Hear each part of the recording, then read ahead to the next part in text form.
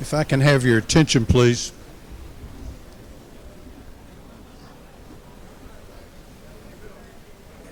If I can have your attention, please.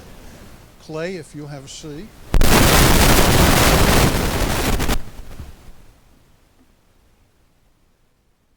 Chairman England is about to stroke out because it's after 12:30 and we haven't started yet.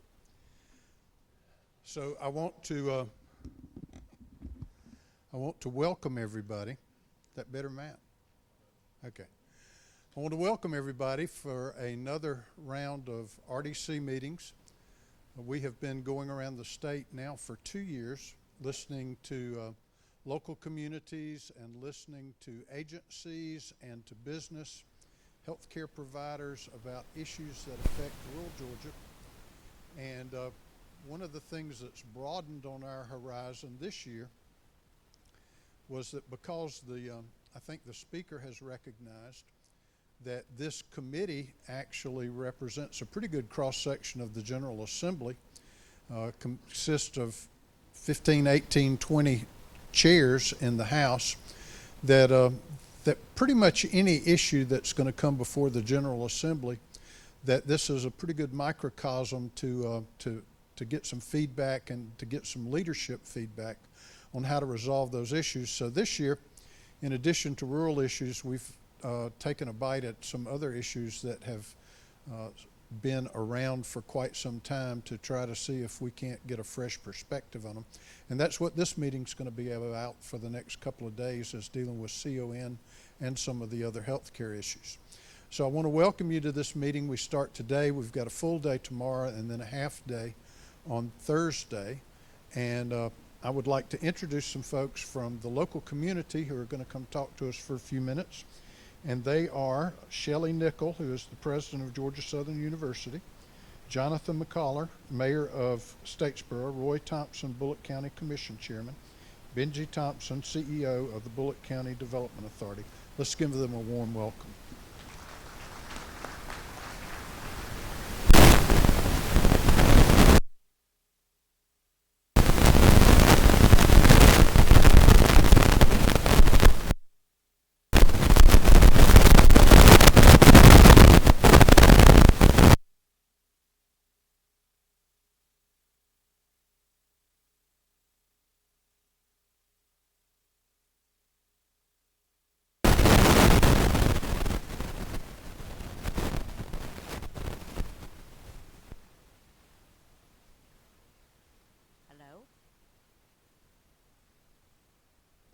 Yes? Yes? No? No. Well, anyway, I'm Shelley Nickel, and I am really excited to have you today at Georgia Southern University. Welcome to Eagle Nation, to each one of you. Tell you a little bit about us. We are a newly consolidated institution, which means Georgia Southern from Statesboro has now extended our footprint into the Savannah market in a big way. We now have a campus that was formerly the Armstrong State University and includes also a campus in Hinesville, the Liberty Center. So now we have 3 locations with 3 different places for our students and faculty and staff to enjoy. Our footprint now reaches all the way from I-95 up to the South Carolina border, all the way down to Florida and over on Route 16. So we have a very large footprint. We are now the 5th largest university in the state of Georgia. We are the largest south of Atlanta, with almost 27,000 students on our 3 campuses. We're a very vibrant university with lots to offer all of our students. They come and learn from us, do research with our faculty, and then they go into the community and get really good jobs with some of the biggest employers that Georgia has, like Gulfstream and the ports, Briggs & Stratton, to name just a few. So we are really excited that you're here today. I think our mission is very much like the council's vision, which is to help build the economy in Southeast Georgia. So thank you very much. I hope that you have a very productive meeting today. If you need anything, Kendria, I'm going to ask you to hold your hand up. Kendria Lee is here to assist you. And if you have any issues at all, please ask her to help you. So again, thank you very much for being here today.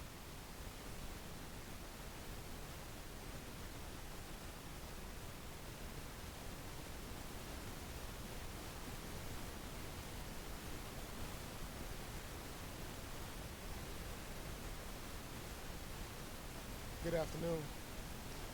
I'm Jonathan McCollum, and I want to welcome you to the great city of Statesboro, Georgia.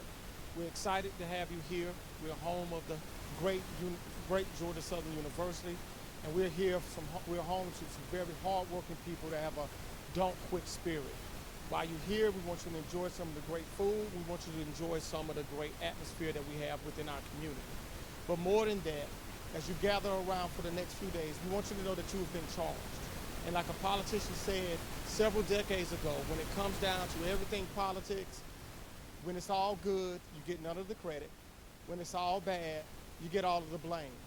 But as a spokesperson for cities and areas that's outside of the Atlanta belt, I can tell you this. It's real simple. It's about the economy. It's about putting people to work. And as we work together at the local level, the state level, and even the federal levels, let us come together so that we can put more Georgians to work, so that we can put more people in Statesboro to work, and we can create a quality of life that'll make Georgia the #1 state to live, the #1 state to play, and the #1 state to work. Thank you for all of your hard work, and welcome to Statesboro, Georgia.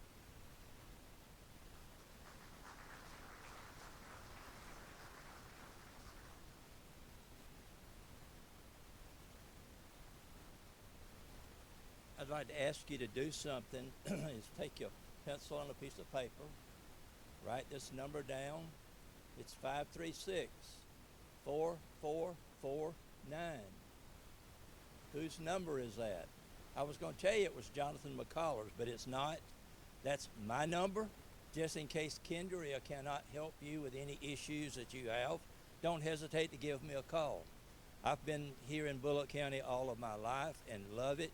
And you now are in rural Bullock County. You're in the heart of it.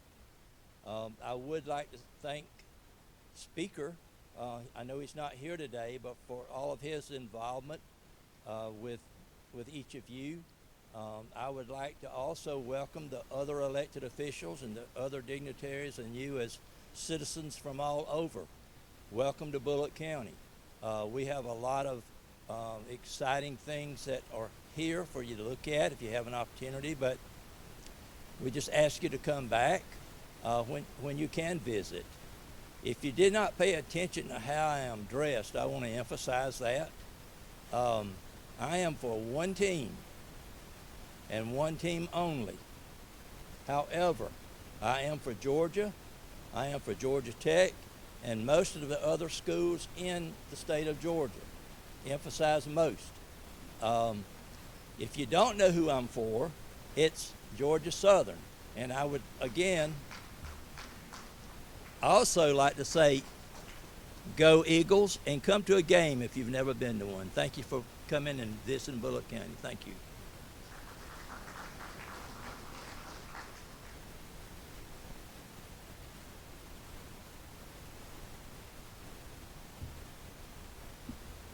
Good afternoon. Mr. Chairman and members of the council, thank you for giving me the opportunity to spend some time with you today talking about my community. Let me be clear, this isn't my birthplace. This is not what some people call their hometowns. I'm originally from a small town called Millen, Georgia. For those of you who are ready to go ahead and hold that against me, please feel free. But keep in mind, your next speaker is also from Millen, Georgia. I think Brian's right there, so you'll get a double dose of Millen folks today. It's not my birthplace, but it is the place where I've called home. I came here in the mid-1980s to be a student at Georgia Southern College, like a lot of people have, and I decided to make Statesboro where I was going to live and create a career and raise my family. So it's pretty easy for me to spend time talking to you about it today. I'd like to add my welcome to those of Mayor McCollar and President Nickel and Chairman Thompson. These three folks are great examples of how local leadership affects the success of community, and I'm honored to follow them today. You'll see that the theme of a lot of what I'll tell you today has to do with the effect of local leadership on rural economic success. Since we're here today with members of the Georgia House, I'd also like to thank and acknowledge our local legislative delegation. I don't believe Representative and Chairman Butch Parrish is here with us yet today. I hope he'll get here soon. Leader John Burns, who is here with us today. John, thank you. And my representative, Jan Tankersley, who is here from Brooklet. Jan, it's wonderful to see you. And although he's not a member of the House, Senator Jack Hill, who's been a wonderful representative for our region. These dedicated individuals have done an outstanding job for our community in the state of Georgia. And we'd like to thank them and acknowledge we owe them a great debt. But in fact, we'd like to thank all the members of the legislature today, all of you that are here and all of your colleagues, because everything that I talk about today, all of the economic successes we've had, you've played a role in all of them, in the policies that you've decided to pursue and approve. Finally, I'd like to quickly acknowledge the great team of economic development professionals on the local level who work every day to make our economy here in Statesboro and Bullitt County a success. Some of them are here with us today. Phyllis Thompson is here with the Statesboro Bullitt Chamber, Alan Muldrew with the Downtown Development Authority, Becky Davis with the Statesboro Convention and Visitors Bureau, the wonderful staffs of Bullitt County government and the city of Statesboro, and our good friends at Georgia Southern, at Agee Technical College, and at the East Georgia State College Statesboro campus. We'd like to recognize all of those people. Now, I've had the opportunity to look over some of the information from your other meetings around the state. I've read some of the documents. I've even watched a good bit of the video, which has been interesting stuff to watch. And I've seen what some of my colleagues have shared with you. And I know all of these people. We fight the same fights every day. We share a lot of the same concerns. So rather than repeating some of the things that they've said in some of their presentations to you, what I'd like to do today is spend a lot of time talking about how a rural community can be successful. I want to tell you about some of the things that we've done here in Statesboro and Bullitt County as a team with the impact of terrific local leaders and show you that rural communities can be successful in this state. And we'll start, if this works. Okay, there we go. We'll start with local leadership. Now, our community, like many small communities with success stories, counts on the leadership and commitment of our citizens to make things happen. And there's a reminder that those of us who work and live or work in downtown Statesboro get to see all the time. This sign is at the corner of Savannah Avenue and Railroad Streets. And while you probably can't read it, I know I can, I'm getting to that age I can't. This represents a reminder to us of what 50 citizens did in 1906. They got on a train, they traveled to Savannah, and they submitted a successful bid to locate the First District A&M School in Statesboro, Georgia. That's probably the best local money that was ever spent, because that wound up getting this great university in our community. And the importance of Georgia Southern can't be overstated to Statesboro and Bullitt County. We are indeed a true university town, and there aren't many of those left. And it has benefited us greatly. At the same time, our community has not passively sat by while Georgia Southern grows and done nothing to enhance that growth. Instead, our leaders over the years have leveraged the great institution to bring even more growth here. You see some of the things that are happening here in Statesboro. Of course, that's Sweetheart Circle and the bust of the great Coach Art Russell, who, if you knew Coach Russell at all, I would imagine you'd agree with me, he'd be pretty proud of what we've done in Statesboro, both here at the university and in our community. He chose to stay here when he retired because he loved Statesboro like the rest of us did. So let's talk about some of those examples of things that have been successful in Bullitt County because of that local leadership. We'll start with the Blue Mile. One of the best examples of how our communities leverage the university may be the Blue Mile Project. We had a community leadership conference in 2013. We used to call that a community retreat, but Phyllis became the president of the chamber and she made the name much sexier. So now it's the Community Leadership Conference. And at that conference, we had a small group of people that presented to a greater group about some of their behind-the-scene ideas for what they called the South Main Street Corridor Facelift. The participants at the conference immediately grabbed the idea by the throat and decided that this effort could be a game changer.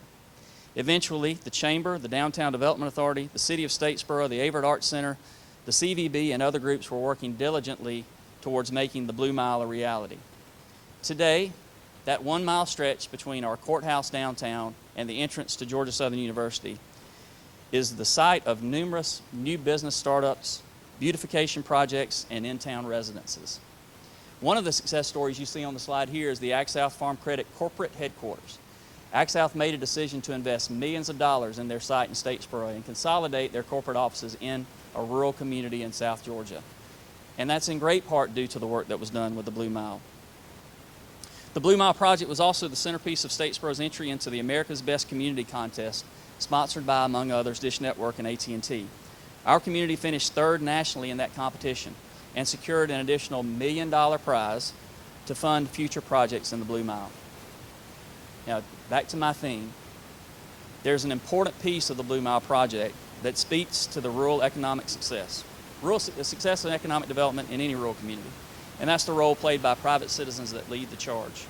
I listed a number of entities that worked on the Blue Mile Project, but we were fortunate to have identified two tireless leaders of the effort, private citizens, who didn't have a job that required them to help with the Blue Mile Project. They just knew this would be important to their community.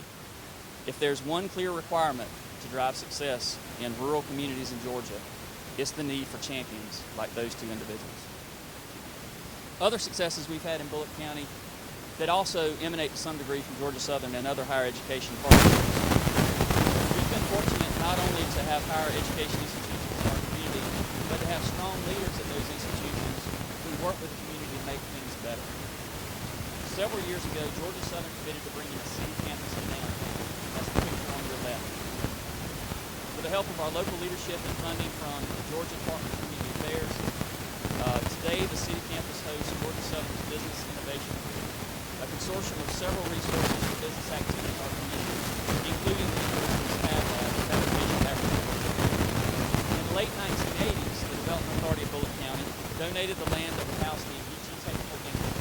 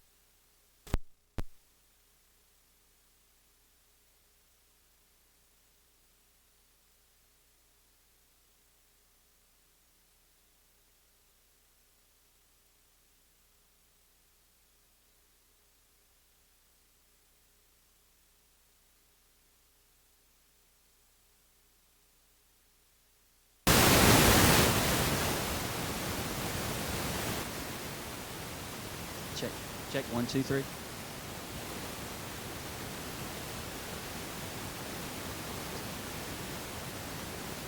I continue, Mr. Chairman. To complete that thought about higher education partnerships, Geechee Technical College has a close relationship with several community entities, including the Development Authority, the city, and the county. You see a picture there. You see a picture there of the brand new building that was funded through the legislature. We appreciate that very much. That will be the home of the Industrial Maintenance Fast Track Lab, which was funded partially through Georgia DCA for equipment, but also from local manufacturing partners. Our local manufacturers all brought up money or donated money to make the industrial lab work. So that's another example of working together. Here you'll see a picture of what's to come. Now, it's not often that one finds a professional soccer team in a town like Statesboro, Georgia. But here we've had a local investment group, particularly a couple, have a dream to bring professional soccer to Statesboro. And that's led to the creation of the Tormenta FC Football Club. Now, for the life of me and for all the money in my pockets, I couldn't tell you how soccer works. Really don't care. That's okay. This is not meant for me. But what's very exciting about this project is that it's not just going to be the stadium that you see here, which will have 3,500 to 5,000 seats in its phase 1, and will include, among other things, a retail center with what we hope will be a significant grocery store. But this is something that will bring hundreds of millions of dollars of investment to Statesboro and Bullock County, a town of 30,000 and a county of 75. This is not something you see in rural communities everywhere. And certainly the fact that we have university students in our community makes a big difference there. But also, what I will point out to you is that the local community, the city, the county, and the Board of Education all participated in this project to create a tax allocation district, or a TAD. You may be familiar with TADs in Georgia. They're an economic development tool. It's the latest of 3 TADs that have been created in our community to support economic development. Again, a sign of local leadership dedicated to economic development. You'll see here a couple of pictures of our industrial recruitment and our industrial efforts here in economic development. In the early 1990s, local governments partnered with the Development Authority of Bullitt County to purchase land for our Gateway Regional Industrial Park. After about 20 years and a second phase, the park is home to industries such as Walmart, Briggs & Stratton, Viracon, Great Dane Trailers, and several additional businesses. Gateway now serves as a regional hub for industry with well over 2,000 employees and hundreds of millions of dollars annually in economic impact. Now, our local leadership knew that at some point that park would mature. And like communities in rural areas that have foresight and know that there's a need to plan for the future, we partnered again to make things happen. The county and the Development Authority moved out to Interstate 16 and US Highway 301 and purchased additional property on the interstate. The county and the city partnered to extend city utilities to that site. And now we're poised with another industrial park ready for the same type of growth and success in the future in industrial recruitment. I bring up SPLOST projects here, and a lot of rural communities leverage SPLOST projects for the benefit of their location. We've got several great examples here that would apply to other communities in the state. The county's Mill Creek Recreation Park, the Mill Creek Recreation Park has certainly been a great success for Bullitt County, bringing in teams from all over the state and all over the southeastern United States for different athletic events. But our jewel is the Splash in the Borough Park, which you see here. Water park with communities from all over the state coming to Statesboro to see how we did this thing, how the county came together to allocate SPLOST funds, and then run this park through the county's recreation department. It's been an outstanding success.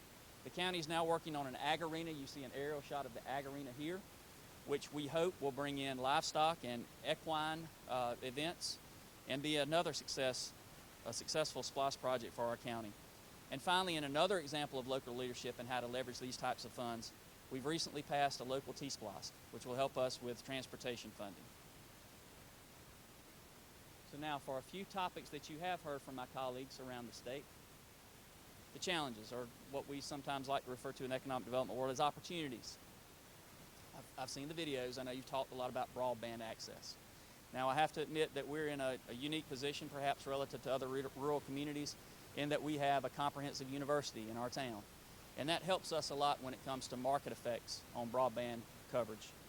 But I'll also tell you that while we have a larger number of providers of broadband in our county than perhaps other counties would, we also have a very progressive local telephone cooperative who recognizes that it's not just having a bunch of students here that can take advantage of the services, but there's a need to be aggressive and progressive in your business model. Our local cooperative has 100% coverage in their county areas, all fiber in Bullitt County. We have been very blessed with broadband coverage here. So while it's still a struggle, particularly in a county of our size, last time I checked we were the 8th largest county in the state. I don't think that's changed. It's a difficult road to hoe, but we have access to broadband in Bullitt County to a great degree. We're very fortunate in that way.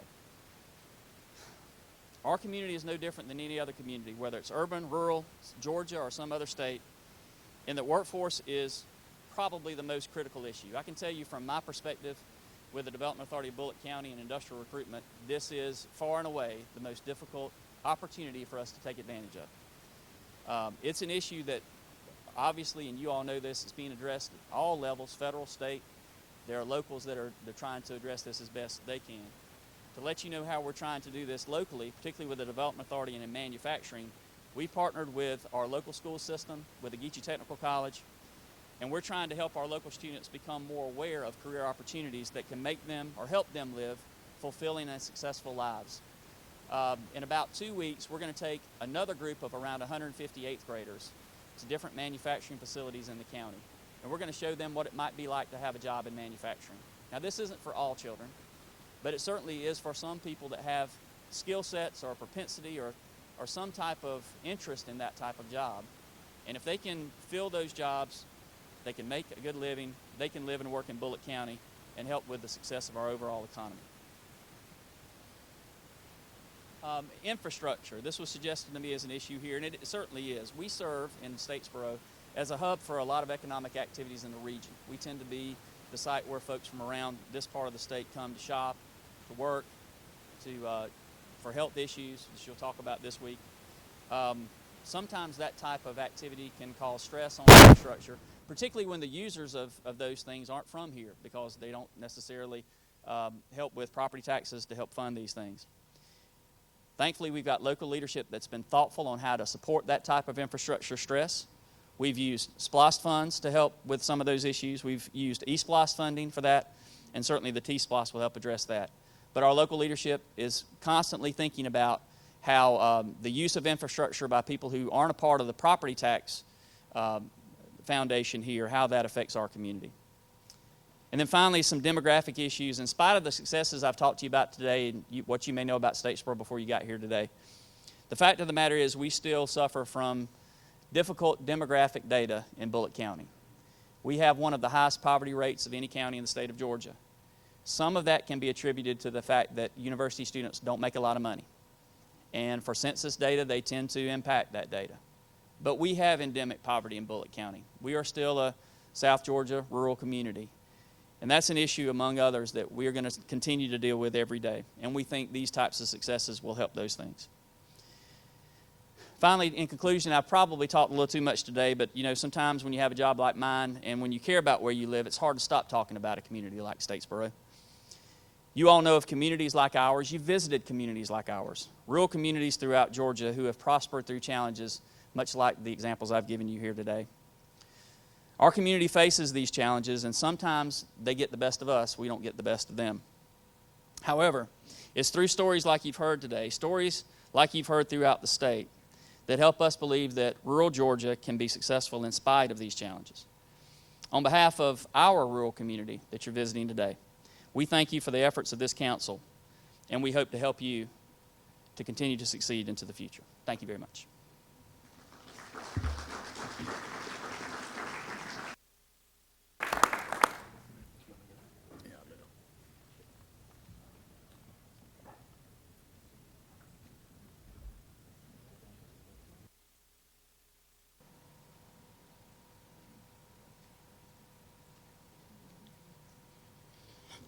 Well, believe it or not, for a program and topic that Chairman Powell knows nothing about, he did a pretty good lead-in a while ago as to what we're going to be talking about over the next couple of days. And it's not that he doesn't have the capability to learn what the topic is, it's just he doesn't have the propensity to. So, but all that said, we have a very aggressive schedule, and I think, you know, we've been doing this now just a little over a year, traveling around the state talking about many different topics, and this is one of probably the deepest dives that we've taken on any one particular subject in talking about healthcare access and the certificate of need as we meet for the next 3 days. And so starting off, kind of leading off, the lead-off hitter, of course, is going to be Mr. Brian Ginn. And Brian is with PCOM, otherwise known as the Philadelphia College of Osteopathic Medicine. That's a mouthful. PCOM's a whole lot easier.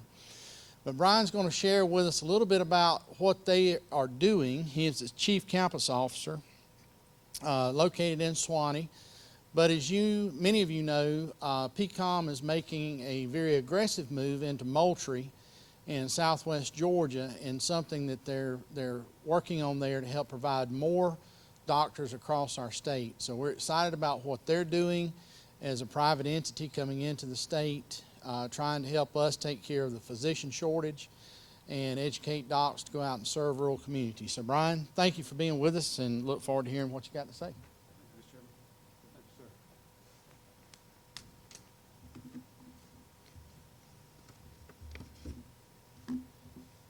Well, Mr. Chairman, thank you so very much. Members of the Council, we are delighted to be with you here today to spend a few moments talking about medical education in Georgia. I want to simply begin by suggesting to you, as Mr. Thompson, our previous presenter, suggested, he and I did both grow up in very rural Millen, Georgia, just 30 miles up the road.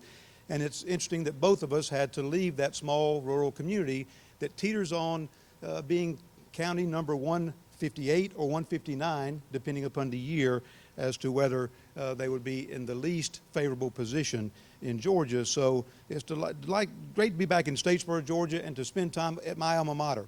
When my daughter graduated from Georgia Southern in December of last year, thankfully she graduated and was the 20th in our immediate family to graduate from this institution, and we can count up to 75 extended family members. So Georgia Southern has given us, our family, a significant underpinning, if you will, in moving forward with our individual careers that have led to deanships at the University of South Carolina, a 5-time Teacher of the Year award winner, a national expert in patient and family-centered care in a hospital setting, a chief campus officer for a medical school, and even a gentleman who had the chance to serve as a member of the United States Congress from the 1st Congressional District of Georgia.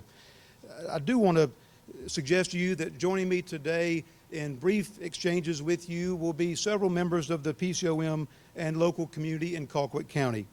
First, Dr. Michael Sampson will be joining us up here in just a few moments. He is the Associate Dean and the Chief Academic Officer for our PCOM South Georgia campus in Moultrie. Mr. Ben Robinson, many of you know Mr. Robinson, is our PCOM's Chief Program Development Officer and has served previously as Executive Director of the Georgia Board of Physicians Workforce, Composite Medical Board, and Executive Director of Health Programs at the University System of Georgia.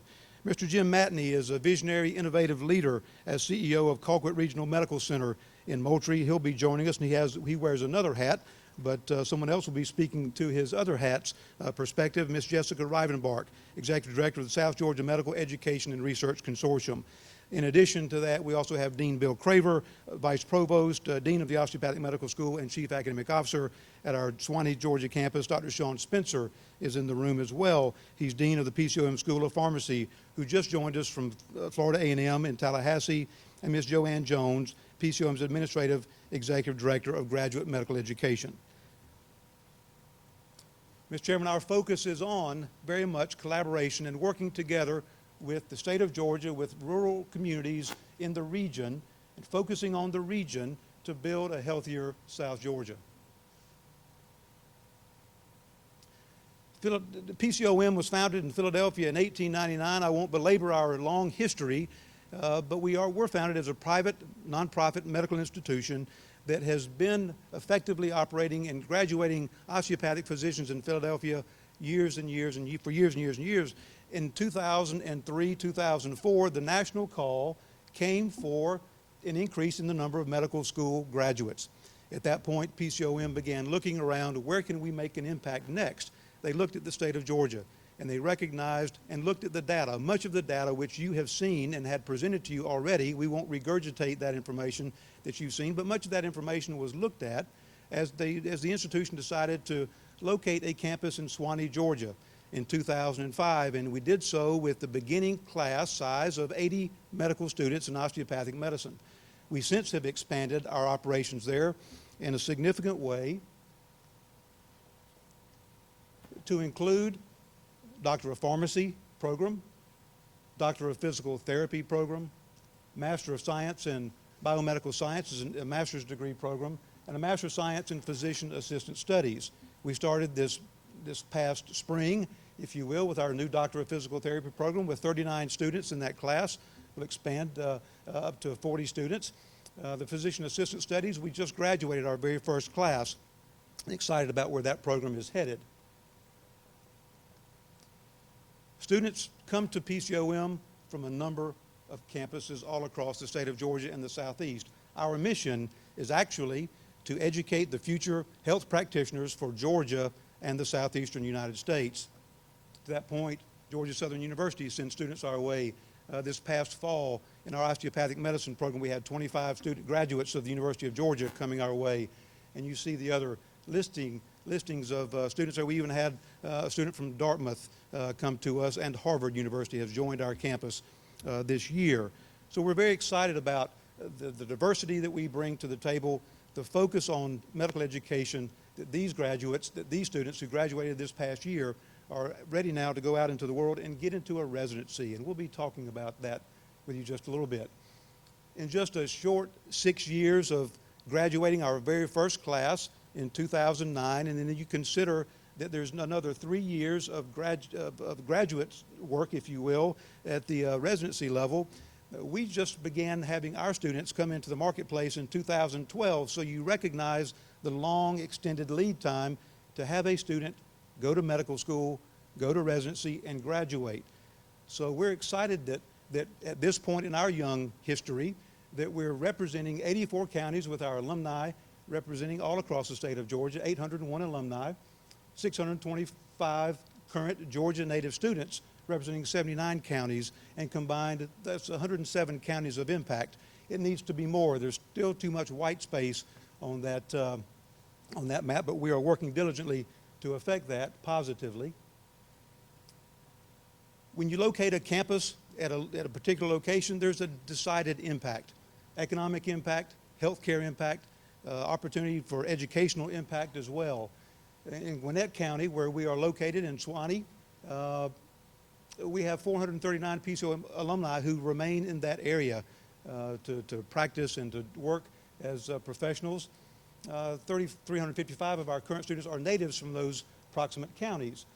So if you consider our efforts moving forward, just imagine, if you would, with me, what the addition of PCOM South Georgia in Colquitt County might mean as we expand our reach and drive greater impact to rural communities into South Georgia, especially in the area of primary care, those areas where osteopathic physicians are noted for going into with a high degree of prevalence. Now, an osteopathic physician, and I don't want to take time from Dr. Sampson, but an osteopathic physician can be a neurosurgeon, can be a family physician, can be an obstetrician, can participate in any medical field whatsoever based upon the residency training that he or she receives. So we're excited that with the Georgia Board of Physician Workforce, that given the last year's data, that 77.9% of our graduates are going into core primary care specialty programs. We're excited about that, and we think that as we continue to move forward with an effort to locate a campus in South Georgia, we will continue to see those kind of numbers. We certainly hope that that will be the case. Our class of 2018 residency locations throughout the state of Georgia, from Macon to Colquitt to Emory to Gwinnett Medical Center, Houston. You see the listing there, the Medical College of Georgia. A number of our students go to the Medical College of Georgia for residency training. Morehouse School of Medicine, Navicent Health in Macon, Redmond up in Rome, Wellstar. We're delighted that our students are taking hold, if you will, of opportunities to be trained right here in Georgia. We've got a ways to go. There's a lot of action taking place right now in the residency world, and so with that, we're excited about where we have the chance to move forward. In 4 years, PCOM will be the second largest medical school in the state of Georgia. We're excited about that. Our Philadelphia campus has 270 osteopathic medical students. On our Suwannee campus, we have 125 students. And this campus that we're talking about now, that Dr. Sampson will come forward at this point, if he will have an additional number of great students coming forward in the years to come. And with that, I would like to ask Dr. Sampson to come forward.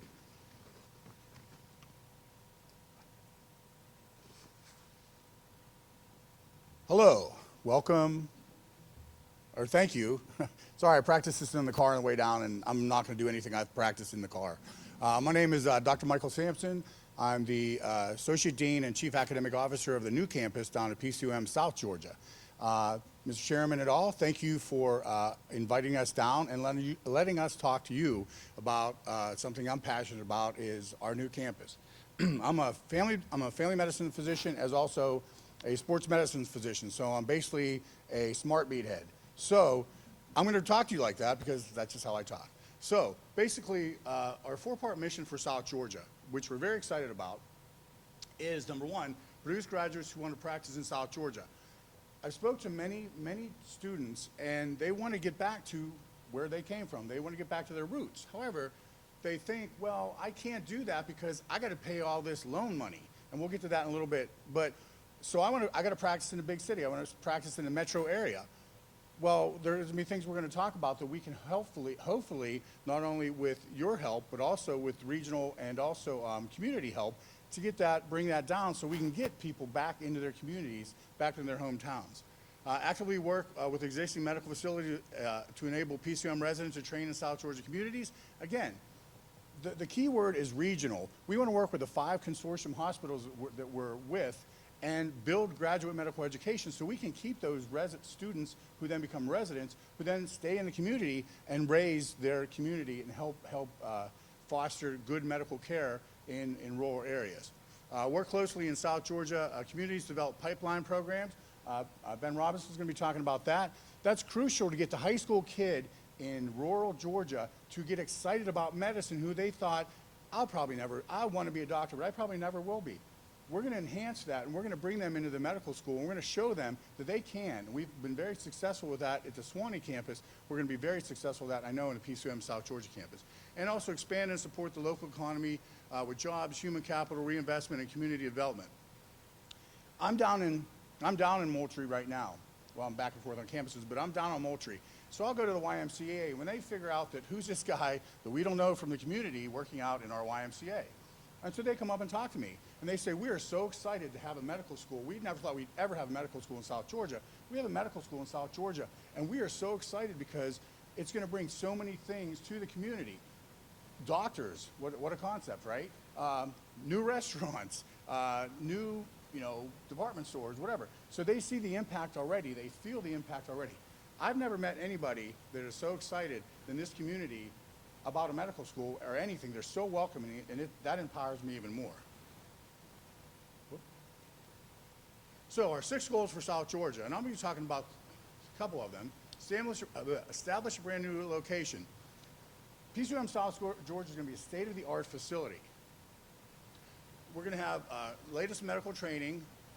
One of the big things that I'm excited about is simulation training. Today on our Suwanee campus, we're doing 73 simulations for National Simulation Week. Simulation it's the new thing. It is, and actually virtual reality above that. So we're actively involved with that. We're going to have that in the South Georgia campus as well. Complete medical school curriculum with flexibility of academic program expansion. Again, keep moving on. Don't just get stuck in this one lane. Look what we can do to advance it, change, make things better.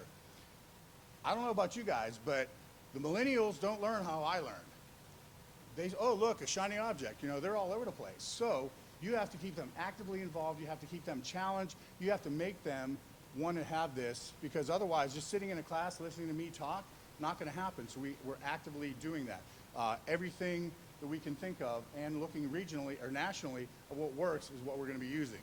Our new location enables students to graduate fully prepared to pursue their goals of becoming health professionals. Whoops. So that's what it used to look like, right? It was donated. Dan and Jimmy Jeter donated the land to us, and I'm glad that we have a little pond or a lake or whatever you want to call it on. Very nice. This is the groundbreaking where local, community, and state government and other officials came down to help us celebrate our groundbreaking in April. It was very exciting. Community members were there. It was the buzz of the town. Everybody was very excited. Not only in Moultrie, but in the South region, in the 5-hospital region. This is what it's starting to look like, and if you're really interested, go on pcom.edu, go to the South Georgia campus, and you can actually see time-lapse of how it's building. Now, they're building an arc, too, because there's a lot of rain. So we're going to have a medical school and an arc, just in case. So with that, there's actually cement being poured and everything, so there's active things going on. So it's going to be an amazing thing. This is an artist rendering of what it's going to look like. So if you looked at that, would you think that's a medical school, right? It's aesthetic, it's sexy, lots of light, lots of positivity, and that's what we want with the students. We want them to have a great learning environment, not stuck in the classroom, 4 walls and, oh my God, what am I doing? Because medical school sucks, honestly. I'm going to tell you, it sucks. But it's so rewarding when you're done. So anything we can do to make that student have more positive energy and a better outlook, that's what we're going to do. So that's the rendering of the medical school.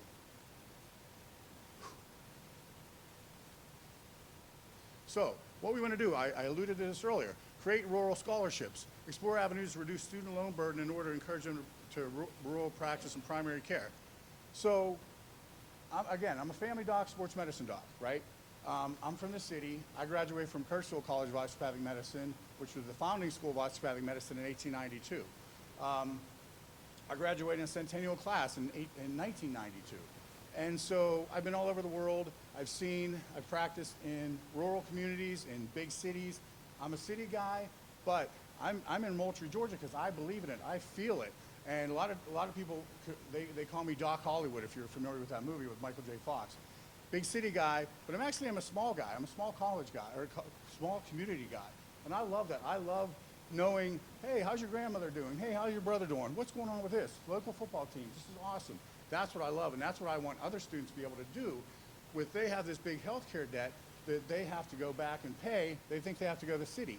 Let's try to reduce that. Let's do some things that we can actually bring that money in so they can help pay for those loans.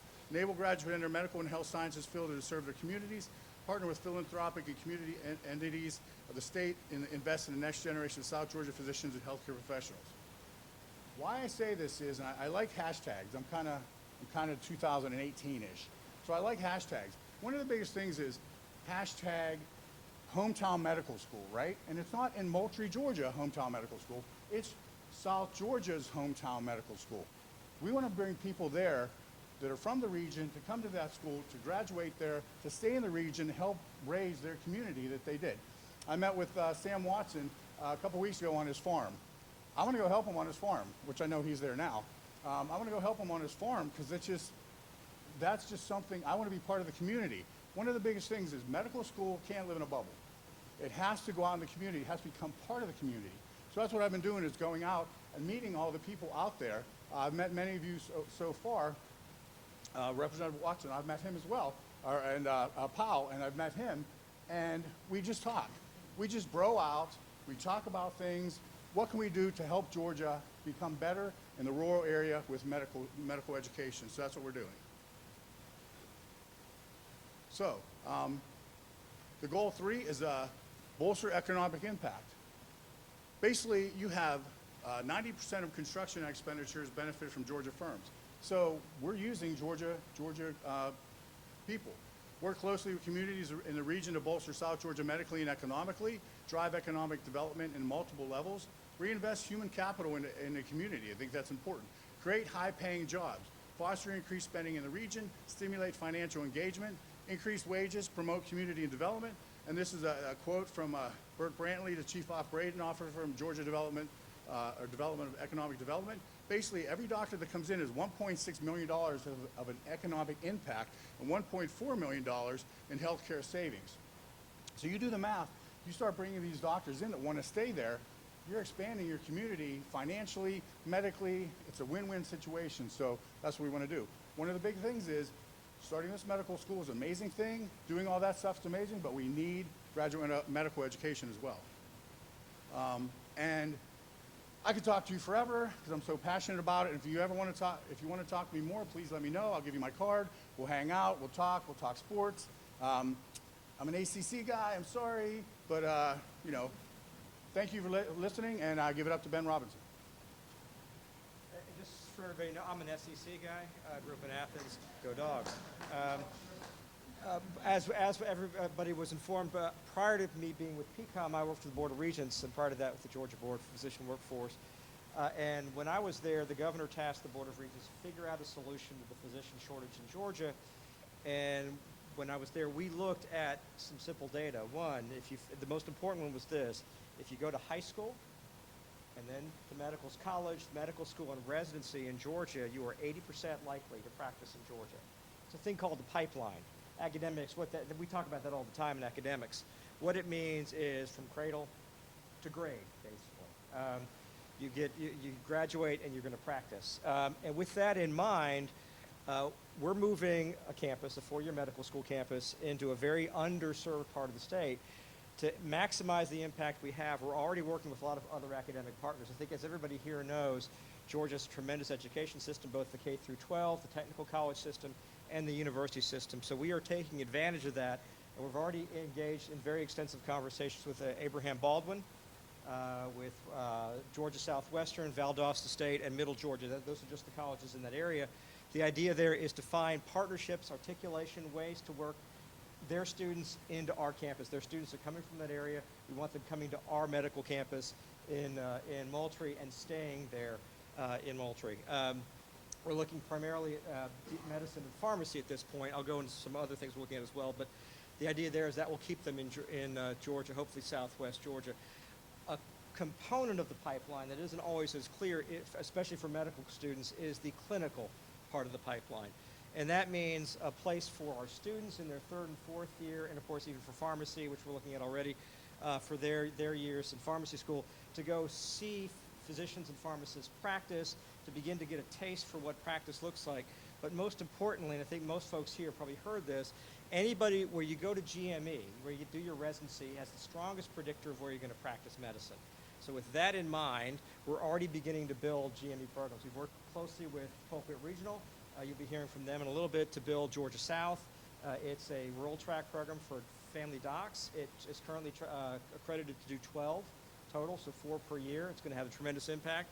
We also opened years back in Houston, Healthcare, another family medicine program with 16 residents in there. So we are also talking with Archbold, with Tift Regional, with other facilities, South Georgia, to see their interest, to gauge their interest, and hopefully encourage them to work with us to open more programs, because again, that's where the impact is.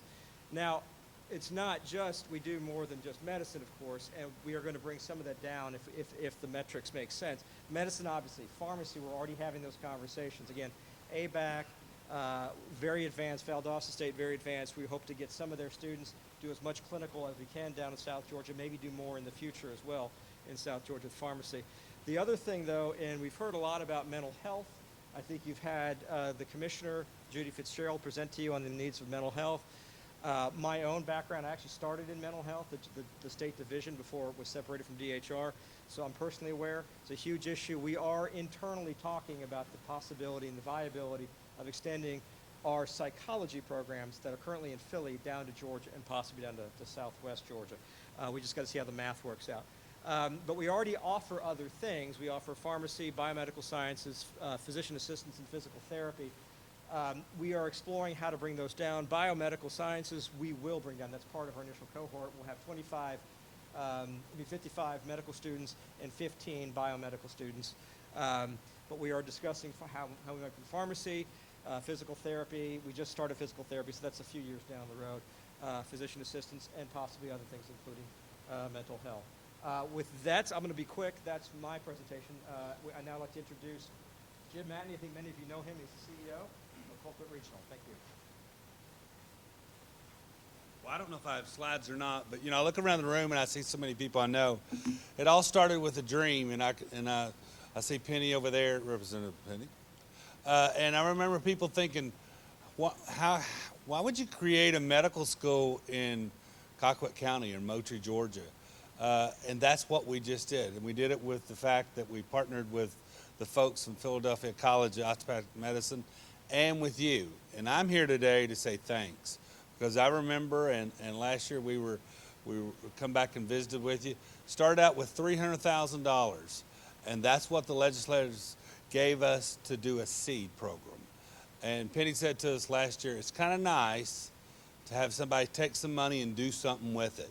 And that's what we did. We created this medical school, huge significant impact, but not just economic impact, but if you looked at and several of the speakers talked about this, people do stay within 85 miles of their school that they go to. But if you look at the physician shortages that we have in South Georgia, it's an epidemic. People are literally driving 60 miles to go see a doctor.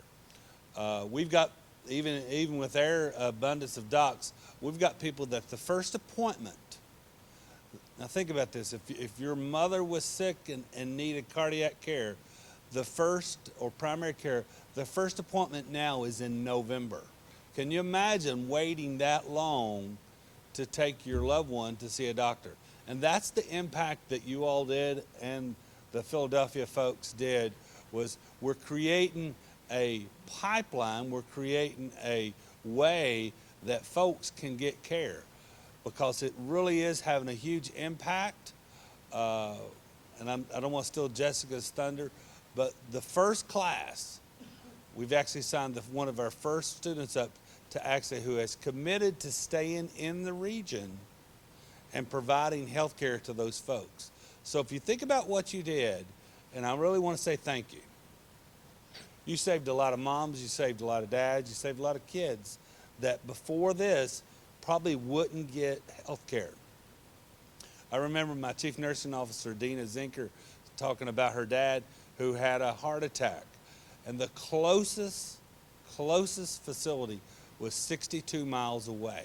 Now, can you imagine, and I had a heart attack 2 years ago, I'm real healthy now, having to drive one of your loved ones 60 miles when they're having a heart attack. That's what you did. You had a big impact, and I really want to say thank you. I want to say thank you to the other folks, because we are creating an opportunity for folks in South Georgia, south of Macon, it does exist, with an opportunity to get health care, and we're making it good. So, Jessica, you could tell them how we did it, because she really did. She was the brains, and she told me what to say. No. I'm just going to echo the thank you. I think what's exciting about this is 6 years ago when you invested in the consortium as an idea of what 5 hospitals could come together and do, it's the best of what regionalism is. It's hospitals that compete, but those CEOs came to the table and said, we're going to invest in this because it's important for South Georgia. It's taken a long time. We've had a lot of bumps, but we're here. The 5 hospitals are back. We have 2 that are now ready to explore GME. We have a federal grant we're applying for. I think for me, though, having children in Colquitt County, the idea of this partnership with PCOM is about hope. It's about having a professional school south of Macon where our kids and grandkids can say, you know, maybe I could be a doctor. And even if they don't quite get there, it's the idea that they can, and it's accessible. And in the economic development presentation, you talked about poverty levels, but the best way to pull people out of poverty is through education. And the school's commitment to resources is amazing. They've been in Thomas County, Mitchell County, Colquitt County, Worth County, talking about pipeline programs, talking about investment. So they're putting their money where their mouth is. I think it's a great opportunity for all of us who live in rural places to know it can happen. I'm excited about the future. I'm excited about next steps. One thing begets the next. Your investment in graduate medical education has strengthened the pipeline for medical education, will strengthen the pipeline down the road. So thank you for all that you do. Thank you for taking your time out. I know that you all have traveled the state for 18 months and spend days at a time in communities, and your investment as leaders is amazing, that you actually learn these communities and listen to what people have to say. So thank you for that too. We appreciate you very much.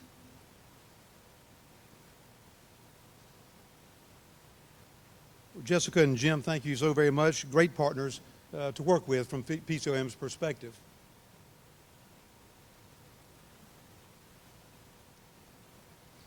Mr. Chairman, we certainly did not want to come to this to have this opportunity to speak with you without giving some very specific recommendations.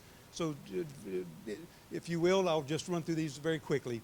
A sharpened focus on rural graduate medical education, building upon the significant success of the University System's GREAT Committee, the funds that you provided to the university system that created residencies all across the state of Georgia. We think that was a catalyst, and we consider it to be somewhat unfinished business in rural communities, and so we appreciate your consideration. Leverage public-private partnerships for scholarship to support undergraduate medical education and health professional scholars. We, in fact, the PCOM's Board of Trustees this past weekend made a decision to add additional scholarships to our South Georgia campus, so we're excited about that with institutional resources. Incentivize expansion of clinical sites for education, including targeted specialties of significant need, those areas of primary care that we need significantly in the state of Georgia. Expand investment and innovation in providing broadband resources. Again, that same theme that you've been hearing all around the state of Georgia related to access to internet and broadband. Innovate and leverage the Georgia tax code to incentivize investments in training, employment, and overall health outcomes within rural Georgia.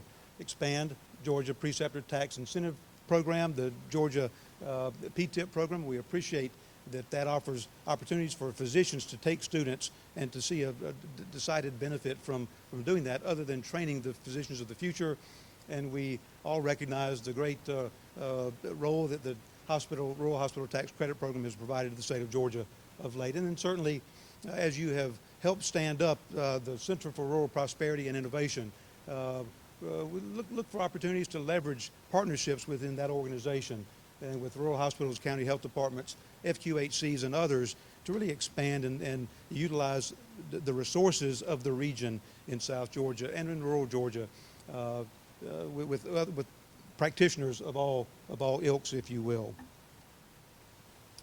As one of our presenters has suggested, that why in the world would PCOM look at adding a medical school in South Georgia? Folks, it's a risk for our institution as a small private institution to take a risk like this of putting about $25 to $30 million in the ground in a facility, hiring the faculty and the staff. It's a risk for our institution, but we do it because it's part of what we are as an institution. It's part of who we are as an institution, and we're very fortunate to be able to come to South Georgia with an effort to really expand the healthcare dynamic all throughout the area. So, Mr. Chairman, I would suggest to you that if we can, as we sit around the table here today, and as we talk over the next several days, just imagine that group that you're looking at there is 55 medical students that have just walked across the stage after 4 years of medical school, headed toward residency programs. Imagine that those students who come from South Georgia are going to come back and stay in the region. What an impact that a group like that can make. And of course, we show in the graphic here all red in Southwest Georgia, but just consider that those students also will be coming all the way over toward the coast.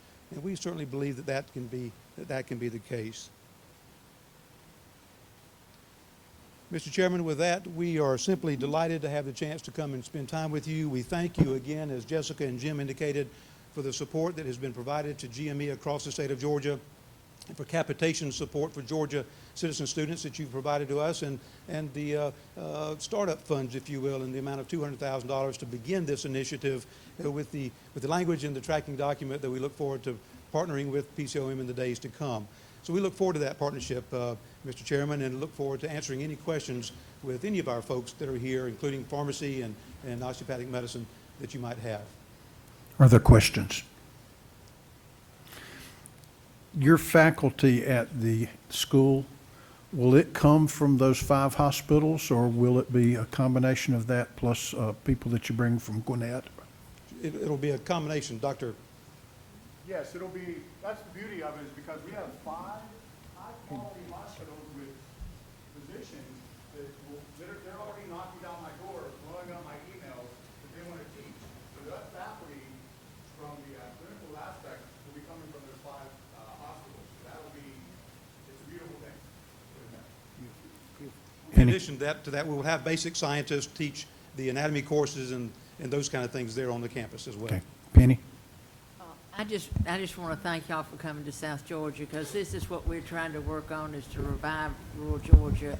And by y'all coming, that's the first step. And thank you. Very welcome. Jay? Sharon? Okay, Brian, to make it really obvious to everybody, the key here to making this whole program successful and getting the doctors from school to stay in South Georgia is an expansion of our graduate medical education and finding ways. I didn't hear that, Representative Cooper. It is finding ways to make more residencies available in the South Georgia area, because you tend to stay as a physician where you went to residency, and also to expand ways to help these students pay back their school debt. Absolutely. That's really key to the whole success of the program in the end, of getting more physicians in the rural areas. Absolutely. And one of the things when we had the Georgia Physician Workforce Board meet on our campus in Suwanee, one of the things, the questions was why are our graduates leaving Georgia? Well, you have to do residency somewhere, and if it's not in Georgia, you got to leave. So we want them to stay in Georgia, so that's why GME is so important. And I think it can happen. We just all have to work together to make this happen. And what's our bottom line? To increase the healthcare and wellness of the physician or the people in Georgia. So I think that's crucial. We're one part of that. We just need that next step to help as well, and we're working on it. For our committee meetings members, the federal government still has a moratorium on what it does to help pay for a residency. A residency costs about $140,000. The student doesn't get that, but that's what it costs. They have a moratorium on them. It's been there since the early 90s when they thought there'd be too many physicians, so they won't help start them up. And last year, I think that there were somewhere close to 1,500 graduates of U.S. medical schools, accredited medical schools, that could not find a residency slot. And a physician cannot practice without at least 1 year of a residency. Some states allow, like Georgia, to practice if they have 1 year of residency. If you add foreign graduates, our kids that went to other foreign schools to try to get through medical school, that goes up, I mean, I think in the thousands that couldn't find a residency slot. Madam Chairman, that's one of the reasons why the work of this, of the House and the Senate has been so significant in creating new residencies of Right. approximately 600, Ben, I think. So over 600. Yeah. Yeah, and of course, with Board of Regents, that was what I did primarily. I was the one in charge of the GME expansion. That proved to be very successful. The target was 400. It was beaten by over 50%. The initial request for money was $22 million. It was 15% lower than that, the total draw. However, the work isn't complete because there was Colquitt Regional and Georgia South did expand and build the first rural track program funded by those programs. There's a couple more in the build out right now, but there's more that needs to be done, especially in South Georgia. And one of the advantages is, so I think the legislature does need to look at that. I would say that with us in South Georgia, with the 4-year presence in there, I think we would have a role with that too. I think I'd say that we got hospitals like Marshall, if you're willing to do a graduate medicine if there was assurance of funding. So that is Thank you, Mr. Chairman. I think Wellstar partnered with the state for one of these programs. And like I say, they're paying for part of one and we're paying for part of one, but it is a big commitment from a hospital because of the federal moratorium and no help from the feds. The way that's right. There's no start. The Medicare doesn't kick in once the program's up and running. That's the way it was built by the board. That would still be in play. I think the trick is, as Representative Cooper and Jim were speaking, is that it's the startup cost. It's very hefty, and you're not drawing any money down from these residents that are practicing until 3 or 4 years down the road. You're building buildings, you're buying equipment, you're paying for expensive faculty, and that's a very substantial barrier to entry. So that's why I think the legislature does need to continue to keep an eye on GME expansion. Ryan, I just wanted to also just say thank you for the risk, the chance that y'all are taking for coming to South Georgia. We obviously, this is one of the main things we all talk about all the time. I hear this from our colleague, Representative Watson, all the time about this is what we need, this is what these folks are doing. So thank y'all, and we, I hope that we can continue to find ways that we can assist, and because we want to see this work, because it's going to be great for our whole region. So thank you. Michelle, we're grateful for that. We appreciate that and look forward very much to working regionally and collaboratively with folks in the region, educational institutions in the region as well. And we're delighted that Dr. Bridges has been so supportive of our efforts in many ways in helping tell the story of the regional significance of bringing a medical school to South Georgia. So we appreciate those affiliations with ABAC and with other institutions in the area as well. So thank you. Been talking about the last 2 years, and we've had a bill that has passed the House, I think, both years and hasn't made it across the finish line in the Senate yet, is a preceptor bill to go from basically a deduction to a tax credit to encourage physicians to be involved in the preceptor program. And I understand that some of our neighboring states are actually paying cash for that kind of thing, and so certainly that's a competitive problem that we've got. And if we don't do something like the preceptor program, that's going to put us at a competitive disadvantage on keeping these students in the state of Georgia. Would you comment on that? You bet. We appreciate the legislature's interest. One of the biggest challenges, I think, that Dr. Sampson is faced with is making sure that we, and Dr. Craver, and in fact in the pharmacy programs as well, and all these academic programs in health, is having that preceptor, that practicing provider, take his or her time to spend with a student who obviously slows them down on the day-to-day work that they do, recognizing that there's a cost to participating in medical education. Most physicians, if not all, want to give back. They want to give back. They want to give back to who taught them, and the way to do that is to have students coming up to teach them. What we're doing is not only are we working with physicians that might be a little leery to take a student because they say it's going to slow them down, their productivity slows down. Actually, we do faculty development to say, look, this is how you do it, and you do it successfully where the student wins, and actually you win as well to get that gratification to teach that future physician, but also the patients love it as well because now you're an academic institution in your office, if you will, and patients like that to see that they're going up to the high tech, high touch thing. They're going with that, and so it's very important to get those preceptors. But then when it becomes to a financial thing where that state's getting money and we're not getting anything, what's going on? So it's altruistic to a point, but yeah. So your help would definitely be much needed for that, and much thanked. Any other questions? Darlene? Comment and a question, but I come from South Georgia. I'm in Thomasville, and this has really been the ideal situation of the region working together.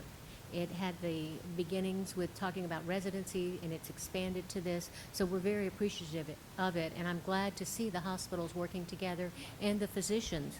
I guess to my mind, being a woman, how soon is it going to start? Do we have target dates? What are we looking at? Absolutely. We, as we've seen, we've broken ground.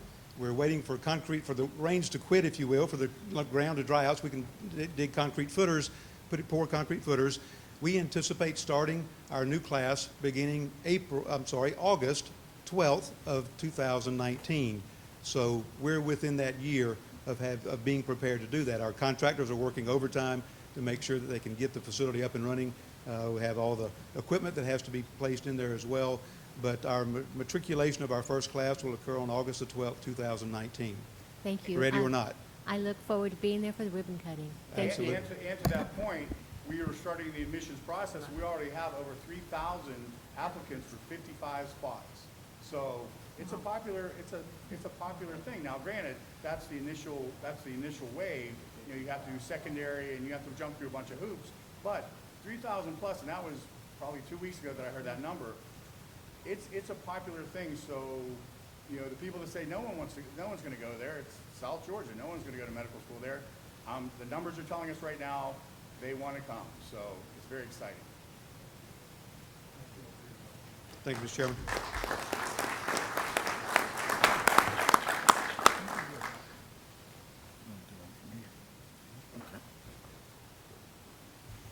Okay, so in order to keep the wheels turning and kind of start diving into the topic of discussion for the next day and a half or so,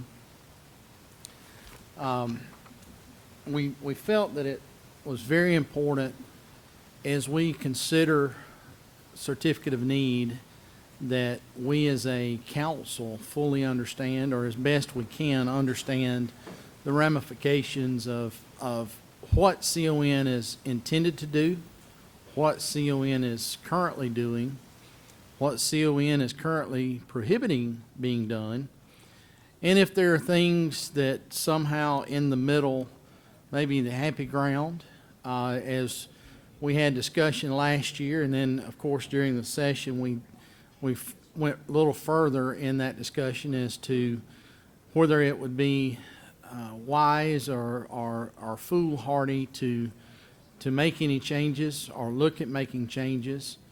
One of the discussions we had was, of course, having a bifurcated system where you would have CON in communities of one size and smaller, but do away with CON in communities of a larger size. And some of that discussion, of course, has started several years ago as we have seen the urbanization of the General Assembly, and knowing that many of our fellow members from urban areas feel a lot of pressure from their constituency to eliminate CON as a whole, but all of us coming from rural areas understand that CON is one thing that we feel like, or I feel like, has been the stabilizing factor for rural hospitals in allowing for some protection, because they are required to see anyone that walks through their doors. So there's a lot of discussion about all of that, but to better understand how to discuss a certain topic, you really need to know as much as you can about it going into that discussion.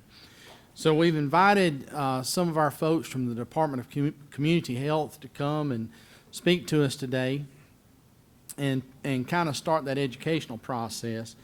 And the first individual that's coming forward is going to be Rachel King. And Rachel is the Director of Health Planning at DCH.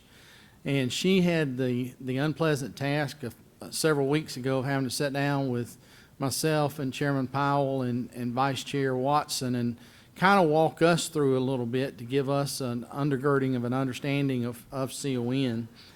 She probably felt like that was 3.5 hours of her life that she would never get back. And after I got done, I was kind of feeling like it was 3.5 hours of my life I'd never get back. But anyway, we do feel that it is imperative that we fully understand how CON operates in our state. And so Rachel is going to come forward at this time. She's going to go for a good little bit. We'll have plenty of time for questions and answers with her.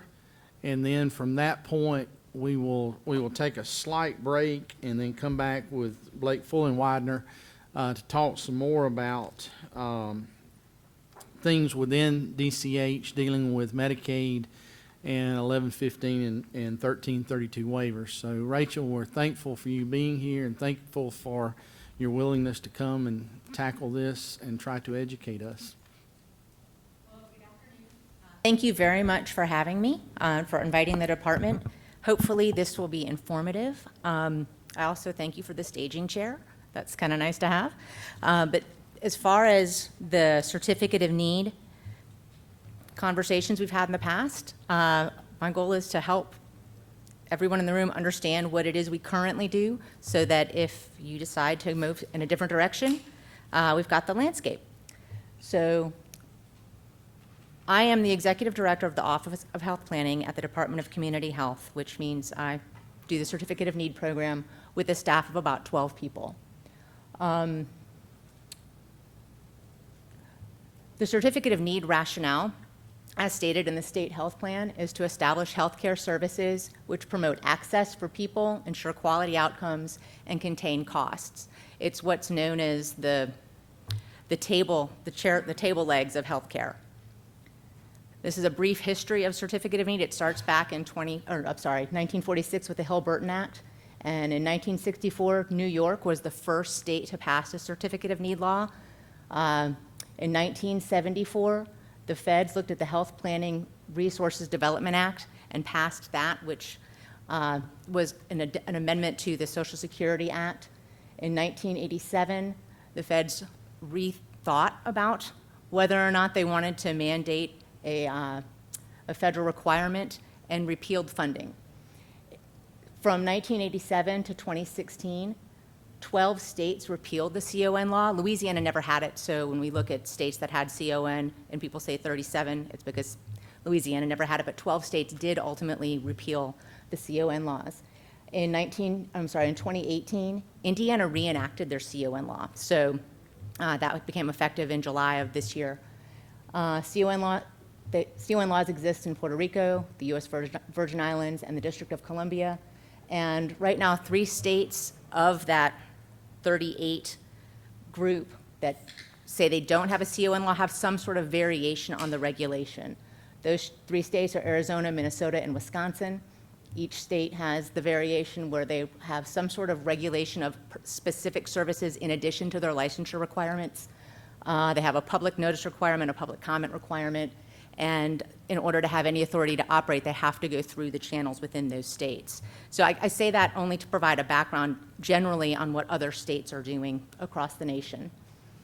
For CON history, there are arguments for and against, as I'm sure everybody in this room has heard. Generally, arguments against CON happen to have a financial focus. And for those who don't have a copy of this presentation, we'll just kind of run through them real quickly.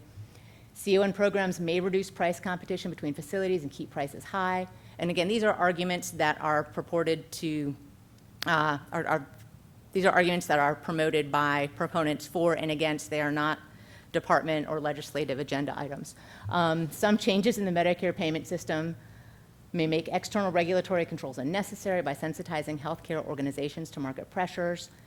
Health facility development should be left to the economics of each institution rather than being subject to political influence.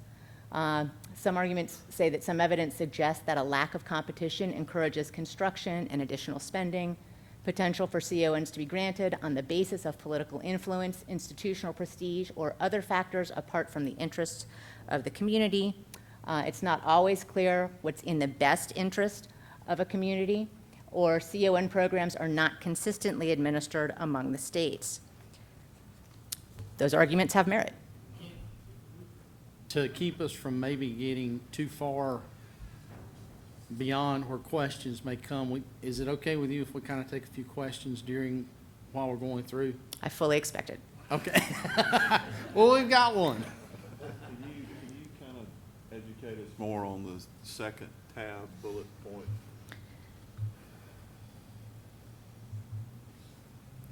No.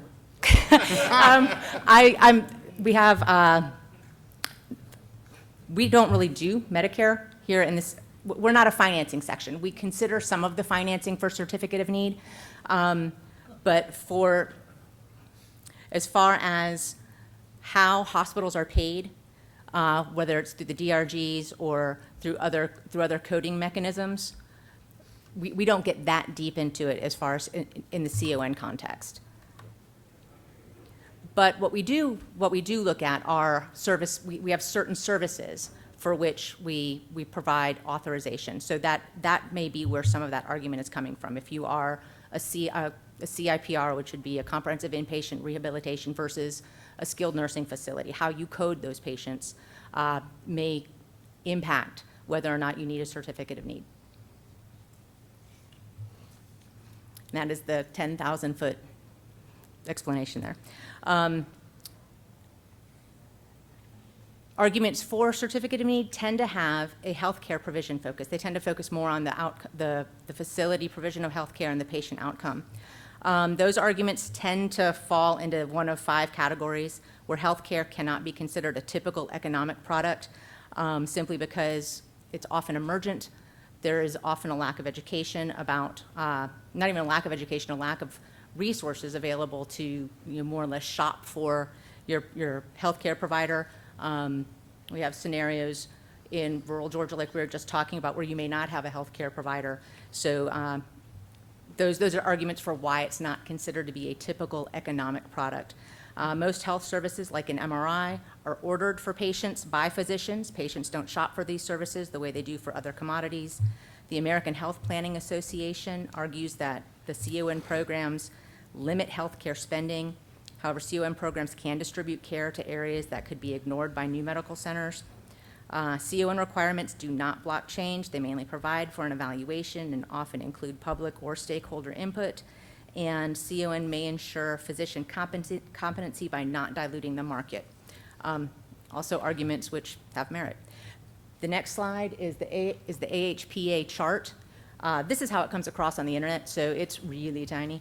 But I included in here to illustrate the states which are on the left that have certificate of need programs, and then the panoply of services that all those little check marks indicate.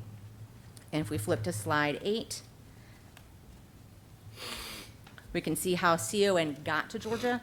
In 1975, we began reviewing projects as part of Section 1122 of the 1972 Social Security Act. In 1979, Georgia drafted and promulgated the Certificate of Need program. And then in 2008, the General Assembly passed SB 433, which was really the first sweeping reform of Certificate of Need that we'd had. Sharon.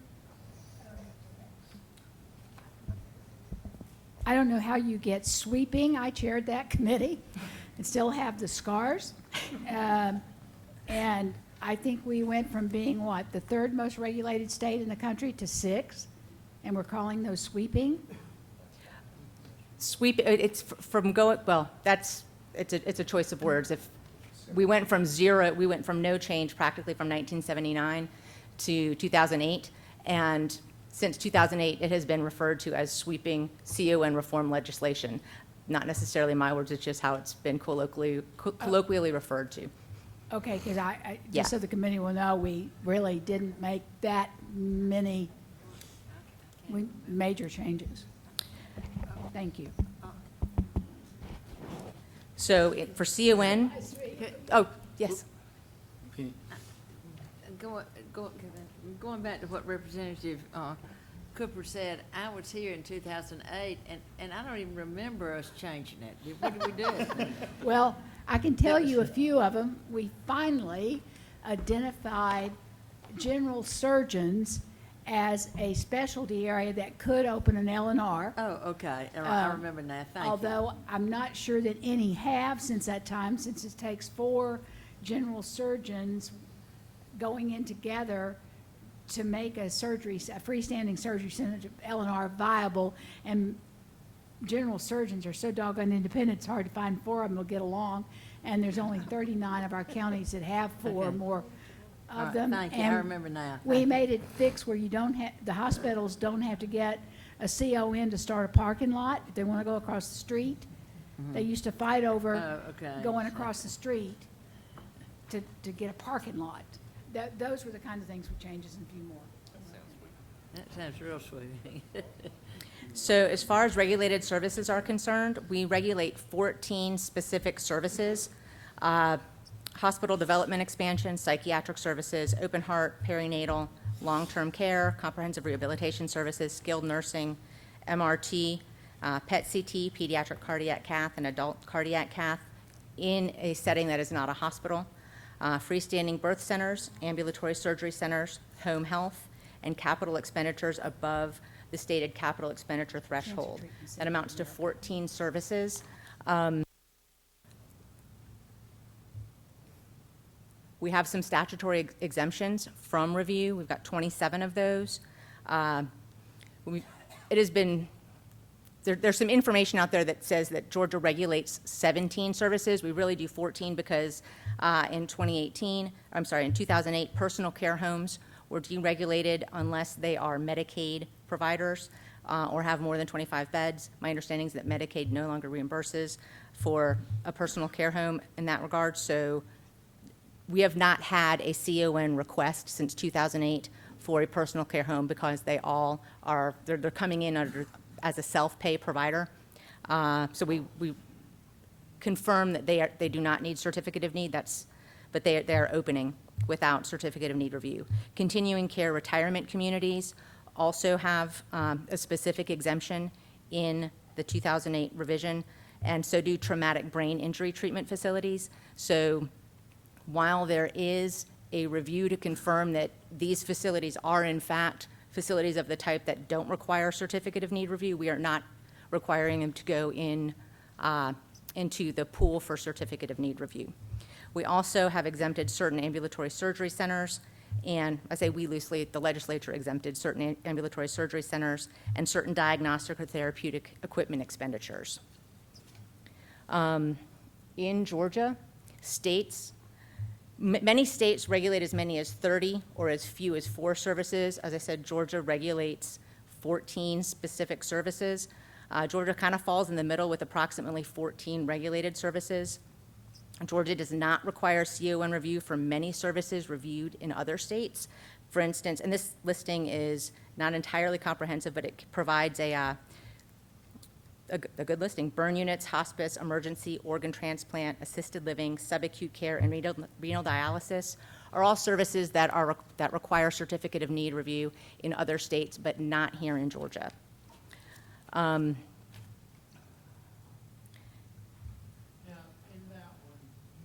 Emergency, but you're not referring to an emergency room or emergency department.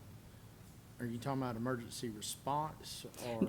An emergency room or an emergency department. If you wanted to establish, so we don't regulate the emergency service itself. If there is going to be a capital expenditure on the part of the hospital in excess of the capital expenditure threshold, that would in fact get thrown into a CON review, but for the capital expenditure, not for the necessity of the emergency room. Okay.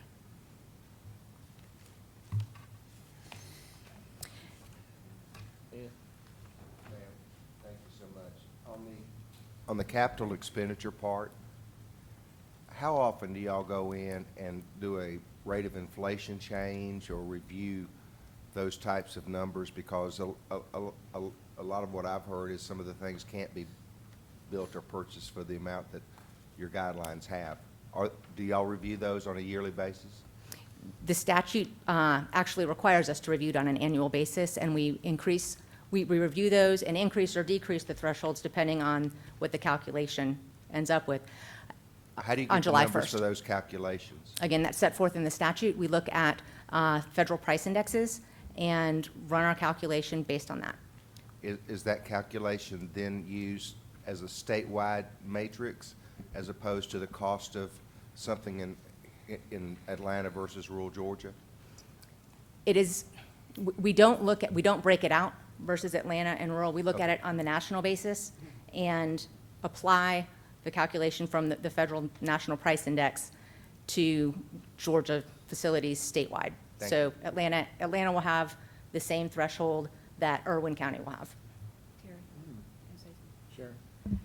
And before when we break, everybody jumping on me, Penny, the biggest change that we did in 2008 was they allowed the establishment of a specialty hospital, Cancer Treatment Centers of America. We allowed for that location hospital, and that's probably the most controversial thing that came out of 2008, but that's when they did do that. Just want to be clear, not taking sides.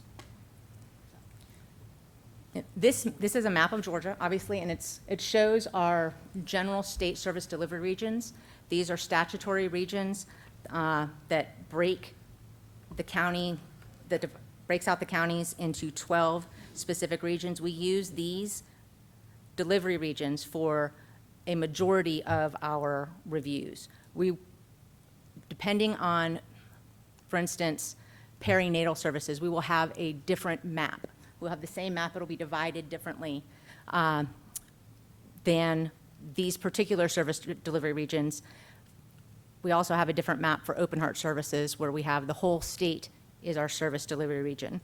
The state plan was developed through a TAC system, which is a technical advisory committee made of a subsection of health providers, the healthcare community, financiers, and nurses, physicians, and then residents and patients of certain services, for instance, skilled nursing or people who have experience with perinatal services. And those TACs provided recommendations to the department and created the state health plan, which is what we work from today.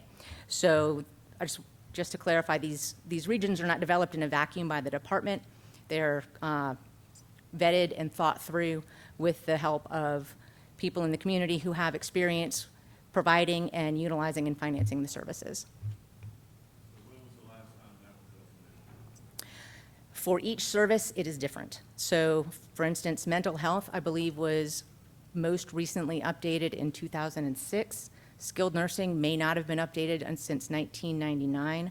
We have new rules for our MRT services that were drafted but not necessarily issued. Perinatal was updated most recently in 2013. So we have not convened a TAC since prior to 2008, and maybe even prior to 2006 when the Commission on the Efficacy of CON was implemented.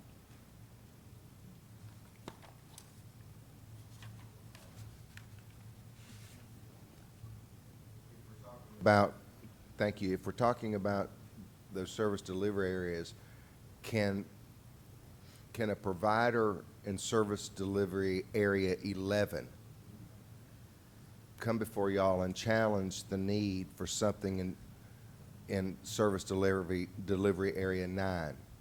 Certainly. They would have standing. If they are a competing healthcare provider, they would have standing, Despite not being in the same region? despite not being in the same region. Thank you. Correct.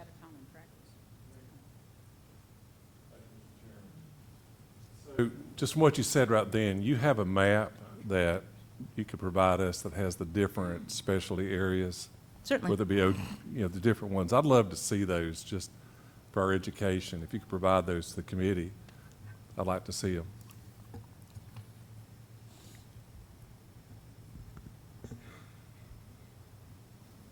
I can certainly do that. Thank you. Darlene? I have a question also about the maps. What criteria is used when it was determined? You said a lot of different folks were involved in local. Does it have to do with population, area, type of service? How did you determine those specific areas? For example, for nursing or perinatal, how did you determine? Is it the number of births? I'm trying to figure out why they would be different, and that's what I'm looking for. My understanding is that when those TACs convened, that they sat and discussed whether or not they needed a different map.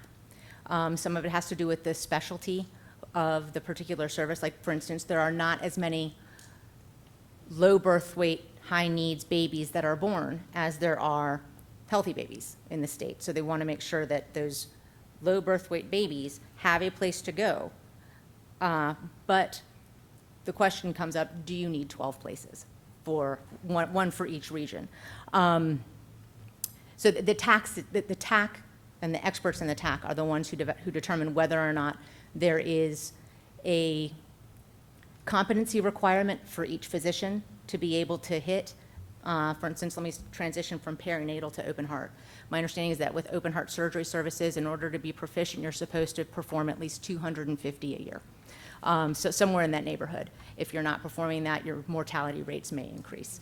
If every county in the state has an open heart surgery service, chances are good that somewhere in the state, the mortality rate will increase and the quality will decrease. So it's a balancing act and a mathematical calculation to determine whether or not the map needs to be different, and is conducted by the people who know truly how best that service can be provided, so that service can be provided across the state so that people can access it. I'm in rural South Georgia. The closest prenatal, for example, well, actually, neonates, you have to go up to Macon or down to Tallahassee, Florida. So they're having to leave the state. And we have issues when it happens to be a Medicaid baby. We do have a lot of complicated births. And again, I think there's a need. I think there's another need in South Georgia for that. How do you go about changing this to see that we can get that type of care? Is it based on population, or like you said, just the number of births? I'm trying to figure out some semblance of order. So do you mind if I ask where in rural South Georgia? Thomasville. Thomasville, okay. So you can go to Albany, but it's not as critical care. They just stop and move on. So you go up to Macon or down to Florida for premature babies. I know we've got some level 2 facilities in there, which are the neonatal intermediate care. There would have to be a hospital that wanted to provide those services, and, absent running through our history, I'm not sure if we've had. There's been no request for a CON for that from the hospitals. I guess that's what's needed. Yes, we would definitely need a CON request before we would be able to do anything about approving or opening an intensive care unit in that section. Okay, and another question, if I could. It had to do with sometimes when they're exempt from review. Why or how would you determine that a personal care home, these are like independent living where senior people retire, they're not required to get a CON? No, they're not. What would change it to make? Why, if they were providing hands-on skilled nursing, it then becomes a different entity, and that's why it would need it? Because it made it sound like sometimes these are and sometimes they aren't. The same thing with a hospice. Jay? I would wonder, again, what makes the difference, why sometimes they're needed or there's some kind of an exemption? Okay, so with skilled nursing, if you are truly offering a skilled nursing facility where you've got nurses on staff taking care of people who have been referred by a physician, that is something that would would require a certificate of need as a skilled nursing facility, presuming that you were trying to bill as a skilled nursing facility. If you wanted to bill as a hospice unit, or if you were providing personal care, assisted living, independent living services, those are not services which require a certificate of need. So it has to do with the level of care and the provision of Medicaid. Okay, thank you. Well, Jay? Sure. Darlene, too, it has to do, the definition of personal care homes is like in a person's home, there's a limit of the number of people they can have. It's not like a facility that, where you can go and live independently and then work it on where they can have many more people. It's very limited. Thank you. It's a difference in the service. And just to piggyback off that, there are several terms that are used sort of interchangeably, which cause, so you've got home care, personal home care, home health services, and those three are, right now, they're sort of a triangle of definitions that we get a lot of calls about. Of those three, we would look at, for certificate of need review only, home health services. But home care, private home care, personal care, home, they still require a license, but not a certificate of need review. And with the certificate of need, do you look and have anything to do with the evaluation of the type of care they're getting? If somebody isn't doing a good job, a nursing home, for example, or they're not up to par, would you revoke their certificate of need? Or you're not a regulator from that end of it, you just approve it if it fits the criteria of needs? Yes, and almost no. So what we are is the first door. If you think of the department as a building, we're the vestibule. So you have to walk through the door, and we determine at that point whether or not you come in for a certificate of need review or whether or not you go straight to licensure. If you come in for a certificate of need review, you will be rerouted to licensure upon receipt of your certificate. It's at the licensure standpoint. That's where the quality, that's where like the quality measures or any sort of complaints would come into the licensure section. Should licensure engage in an investigation and find that the investigation shows that there are violations so flagrant that the license is revoked, your certificate of need is automatically revoked. And if you have nursing home A and somebody wants to build a new nursing home, what criteria are you going to look at? Again, do you look at the population, the need, how many empty beds there are already in a community? How do you make that determination whether to give somebody that certificate of need for a new, for example, nursing home? We look at the population. We have a numeric need methodology that takes into consideration the age of the population, the utilization of services in a particular service delivery area, the number of beds that are already in existence, the utilization on an annual basis of those beds. And at this point, and quite frankly for several years, there has not been a quote-unquote numeric need for nursing, for skilled nursing services in an area in the state. However, each of our rules has an exception built into it that permits an applicant to come in and request an exception to that numeric need methodology based on certain criteria. For skilled nursing, one of those criteria is for a special population that has the special population, and I believe the rule specifically states the special population, including but not limited to HIV, AIDS, other medically fragile children. So it tends to focus on medical reasons that you may not be able to seek treatment in a skilled nursing facility that may already exist in an area, or where an area doesn't have a facility already, why there's a particular population in need of that service in the area that you say that it is. Does that make sense? Okay, that's it. Thank you. I appreciate it. Mm-hmm. Thank you. As we look at the regions and perhaps a gap in coverage, does the department ever look to fill those gaps in exchange for other services that the provider may have or offer? For example, many years ago, when we were trying to build a network, and I know I'm going to use trauma, and I know trauma's not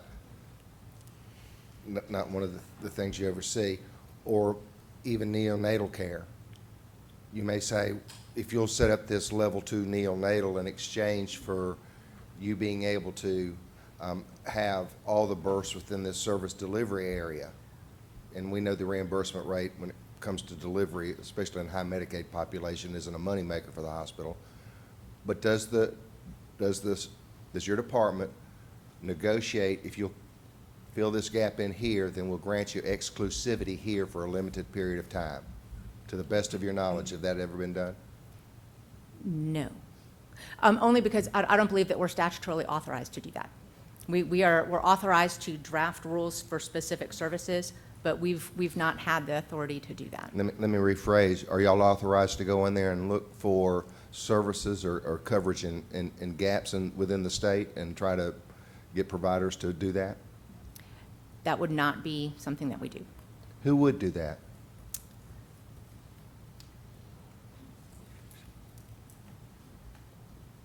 I am not sure who would be the best person to do that, quite frankly. Thank you.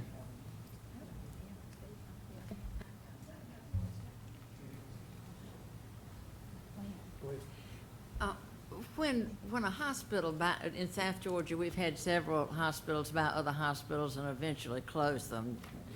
What happens to that CON once it's closed? Does the hospital that bought it, do they buy the CON too, or can somebody go in there and open the hospital? Does the CON stay with the facility, or does it go with the person that bought it? Okay, so the CON stays, the CON is kind of like the door. It attaches to the facility, and when you buy the facility, the authorization to operate that facility comes with it. So if But you give it don't us. operate it anymore, what happens to the CON? If you go for 12 months without operating it, the CON will lapse. You will have to come back and apply for a new certificate of need in order to No, operate suppose that somebody facility. else wanted to come in there and operate it.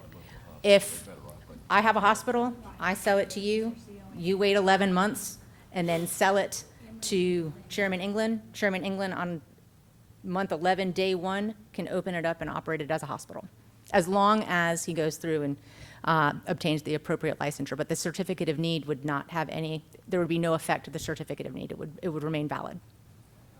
I just want to make something clear. I'm not in the market for a hospital, so. And I don't own one, so. You know, we've had a lot of hospitals in several in South Georgia that were bought by a larger hospital and eventually closed. And I've often wondered why somebody couldn't come in and. The CON transfers with the ownership of the facility. So if the owner holds that certificate of need So and you're really subsequently. buying the certificate of need? A lot of people feel that way, yes. Yeah. They're not Okay. transferable. They're not transferable. You can't sell it separately. Cannot sell it separately. That clears it up. And further that, you cannot take the authorized beds, say if you owned another hospital and you bought a hospital, had a CON for 25 beds, you could not take all or part of those and attach them to the current hospital, the mothership hospital that was operating, so it's not transferable that way. That's true. So if you have, let's say you are a hospital that has an authorization for 100 beds, and you purchase a hospital that has an authorization for 300 beds, you couldn't make a super hospital with 400 beds. The certificates of need are specific to the entity to whom they are issued.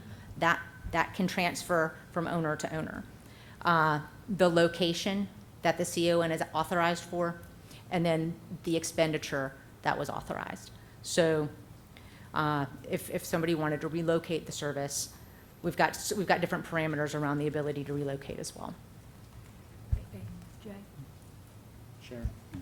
I think in 2008, we did make some change where if a building was old, they could move within a mile or something. So for facilities that are in an urban environment, they can move within a 3-mile radius. And still not have to go through the whole CON? Exactly. What about in the rural area? You can move within the county. Okay. And skilled nursing facilities, regardless of whether you're in a particular county, whether it's rural or urban, you can move within your county. Because before that, there were fights over, just moving next door. So we did give them that expansion. All right. So we've got exceptions to certificate of need review. We've got 27 statutory exemptions available.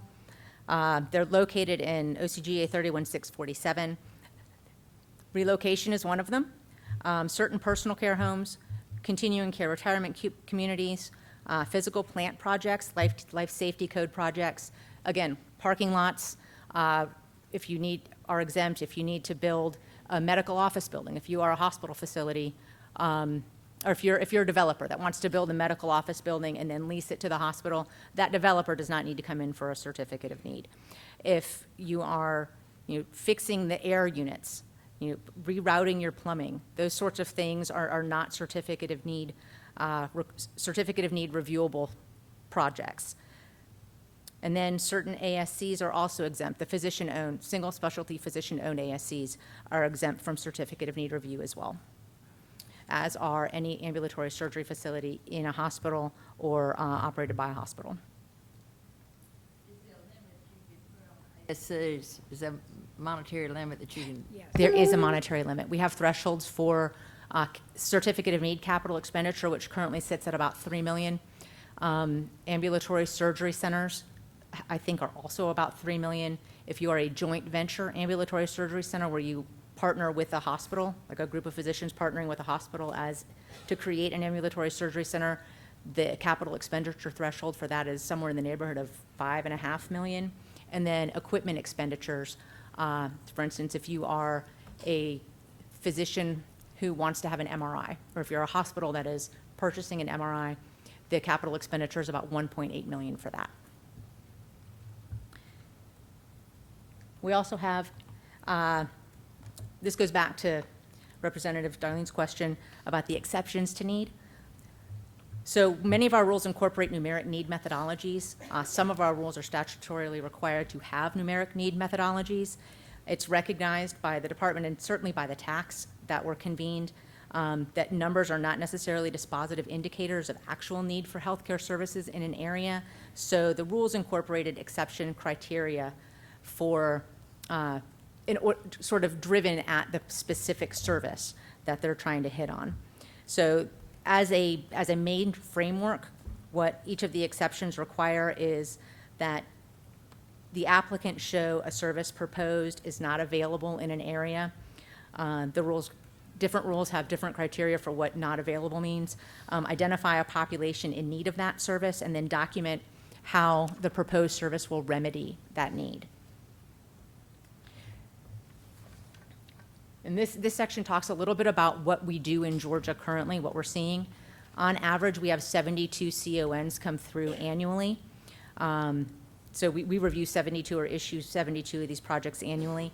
For letters of non-reviewability, those are, letters of non-reviewability are issued for projects that are not required to undergo certificate of need, but have criteria, for instance, acquisition of equipment by a hospital or a single group practice of physicians or a single physician, or ambulatory surgeries for the single specialty physician owners. They will receive letters of non-reviewability. On average, we see 46 of those for equipment and approximately 26 for surgery. As far as letters of determination are concerned, and I'm sorry, let me back up. For the letters of non-reviewability for equipment and surgery, if you meet the criteria, we issue these. There's, as long as you are going through and saying, swearing and affirming that you're doing X, Y, and Z and providing us information, and you meet the criteria for an ambulatory surgery center and you're the single physician practice, we do not have a mechanism by which we can kick you out, nor would we want to. So as far as letters of determination are concerned, these are letters that are required by statute to come in, for an applicant to come in and request confirmation from the department that they are not subject to certificate of need. These are not letters in which we have approved or denied anything at all. We're just saying, yeah, you're right, you guys fall under one of these 26 exemptions, and you can move forward with your project. We get about 208 of those annually. Can I ask you one more question? Sure. Have y'all ever revoked a CON or, for somebody that doesn't meet the requirements, or fined anybody?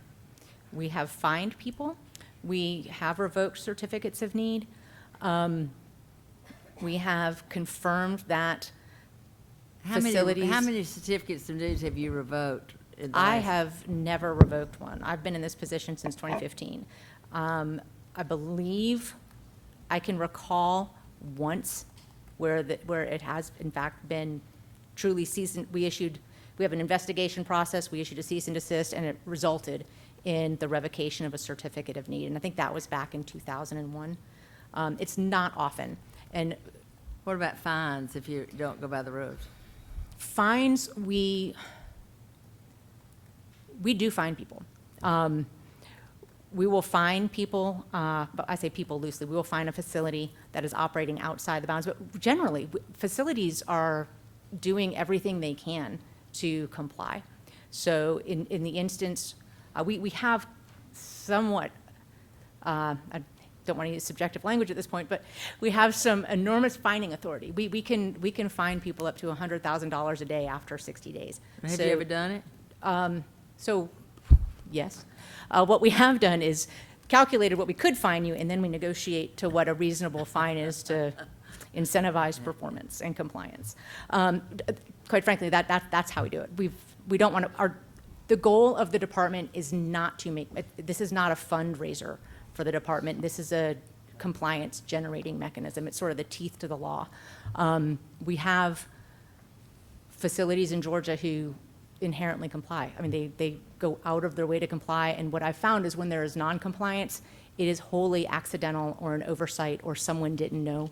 And with those facilities, like you've got smaller nursing home facilities who may not understand, or facilities of changes very often. You don't want to penalize a facility who is intending to be a good actor when the administration, for one reason or another, had an oversight in their filing date. So we try to be as reasonable as possible with that. Rachel, this is kind of a follow-up to that, and then I have another question. But so do you have inspectors that find these people that need to be fined, or are they turned in by their peers? We do not have inspectors. They are turned in by their peers. So we have an investigative process by which, and it's mostly written. Nobody's been deputized at the department. So we will have a facility, often a competing facility, will contact the department and let us know that there's an action occurring, and we will initiate the investigative process.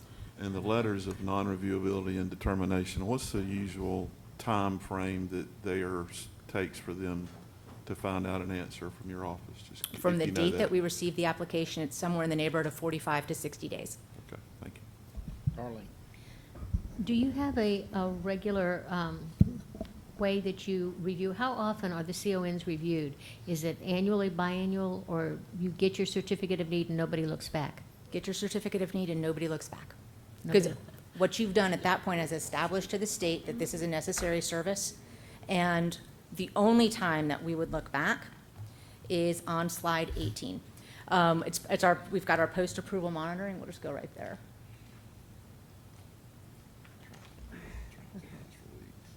There we go.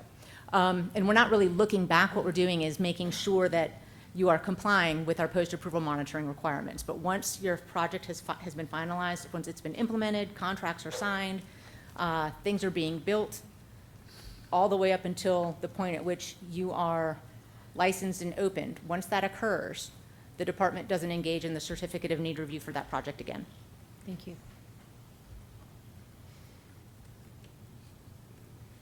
Okay. So, and then the other portion of in addition to reviewing certificates of need, because of the nature of the certificate of need review, it is heavily data-based. So we provide surveys for services for 1,300 different facilities throughout the state. We've got 10 different surveys. If you are a hospital, chances are good that you receive more than one of these surveys. If you are a skilled nursing facility, you will only receive the skilled nursing facility survey. Surveys are provided online. There is an online portal by which the hospital can access that information, can access their actual survey, and then they can input all of that information online. sign it, date it, and it downloads to the department, and we provide databases for that information, quite frankly. And our reviewers use that information in order to ensure that the population data and the metrics that we use to evaluate the certificate of need, as well as to put out our batching notices, are accurate. And we've spent, for the last 3 years, an enormous amount of time and bandwidth on making sure that our data was up to date. So it's self-reported information from the facilities, but we do require them to do it, to provide this information on an annual basis, and try to make sure it's as accurate as possible. As a follow-up, for example, if you have a nursing home that has a certificate of need for 80 beds, and consistently over the last 5 years, they're only using 40 beds, do they report that to you? Would you take those beds back? Would you adjust their CON, or it just stays the same? So their CON at this point would stay the same because they have demonstrated a need at some point. They demonstrated a need to the department for those 80 beds. They can be licensed for anywhere between 10 to 80 beds. The department does not go back and determine whether or not your utilization of just 40 of your 80 beds is sufficient for us to split that CON and revoke 40 of those beds. We've just never done that. So what we have ultimately, like for hospitals, for instance, you can have a hospital that has been CON authorized for up to 500 beds through multiple different, for a myriad of processes. They, as of today, have 500 beds. They may, from a CON perspective, they may be licensed for 400 beds, and they may only fill 300 beds, but their CON authorization states that they can open up 200 more beds if they wanted to. Would that hurt competition? I mean, somebody's sitting on beds that could be utilized by somebody else. For example, in a nursing home, they're just sitting on it. There may be a need, maybe they don't want to invest in bringing their facility up to date, or for whatever reason. So that does hurt competition on It the other impacts side. the need analysis greatly, yes. Okay, thank you. The department also provides indigent and charity care compliance. Well, we don't provide the compliance, we provide the mechanism to enforce the compliance. Facilities are required to provide 3% of their adjusted gross revenue. Adjusted gross revenue is the way the department determines adjusted gross revenue. We determine we determine that calculation from it's not GAAP, adjusted gross revenue. So what it is your gross revenue minus Medicaid, Medicare, other contractual third-party contracts, and that's your adjusted gross revenue. So it's 3% of a different number than somebody who's an accountant would say. But we've had very good luck with facilities explaining what it is we're driving at to get that number. Also, that came from our TAC as well, and was a very lengthy discussion. So hopefully we got it right. Rachel? Yes. On that, okay, so you say you provide for someone to be able to enforce compliance. So if a facility comes in at 2% and the compliance number is 3% or greater, what then happens? What goes into motion at that point, and what are the punishments for someone being less than the 3%? On an annual basis, we run the calculation and then provide a notice of deficiency letter to a facility that is non-performing. If you're at 2%, you need to be at 3%, we provide you the total number that you're deficient and a mechanism by which you can pay us. Because that money will come to the department and get deposited directly into the Indigent and Charity Care Trust Fund. Where does the 3% come from? Is it just an arbitrary number? Yeah. I mean, I don't know exactly. I mean, Representative Cooper says, yes, it's statutory, it's a 3% adjusted gross revenue. So in a community that is a fairly affluent community, a public hospital that is meeting its charity obligation and competing with, say, a standalone surgical facility, 3% may be enough to level the playing field. But in an area where there is a high indigent and uninsured population that may approach 30 or 40%, the public hospital that has to provide to everybody that comes in the door is competing against somebody that only has to provide 3%, and that does not level the playing field. So it's not a one-size-fits-all, is it? So for hospitals that are not, I think psychiatric facilities, state-run hospitals, or CAHS, the critical access hospitals, those 3 hospitals are exempt from this portion of this discussion. But the Provider Payment Act, which is known as the bed tax, the Provider Payment Act provided for a mechanism by which hospitals could, or had to perform, I think 1.45%, or they've got to pay 1.45% of their adjusted gross revenue, I believe, into, now we're getting into the reimbursement area, and that's not my forte, but what we do from a certificate of need perspective is if you are a PPA hospital, we do not require you to make up that entire 3% of adjusted gross revenue. You're supposed to make up the difference between I think it's the 1.45%. So you would have to pay every hospital would do 1.55% of indigent and charity care performance in order to meet our criteria. So we're allowed to use the PPA as an offset, and that's both statutory and by our rule. So we are not seeing hospitals, or have not heard from hospitals, that are aggrieved by that 3% total.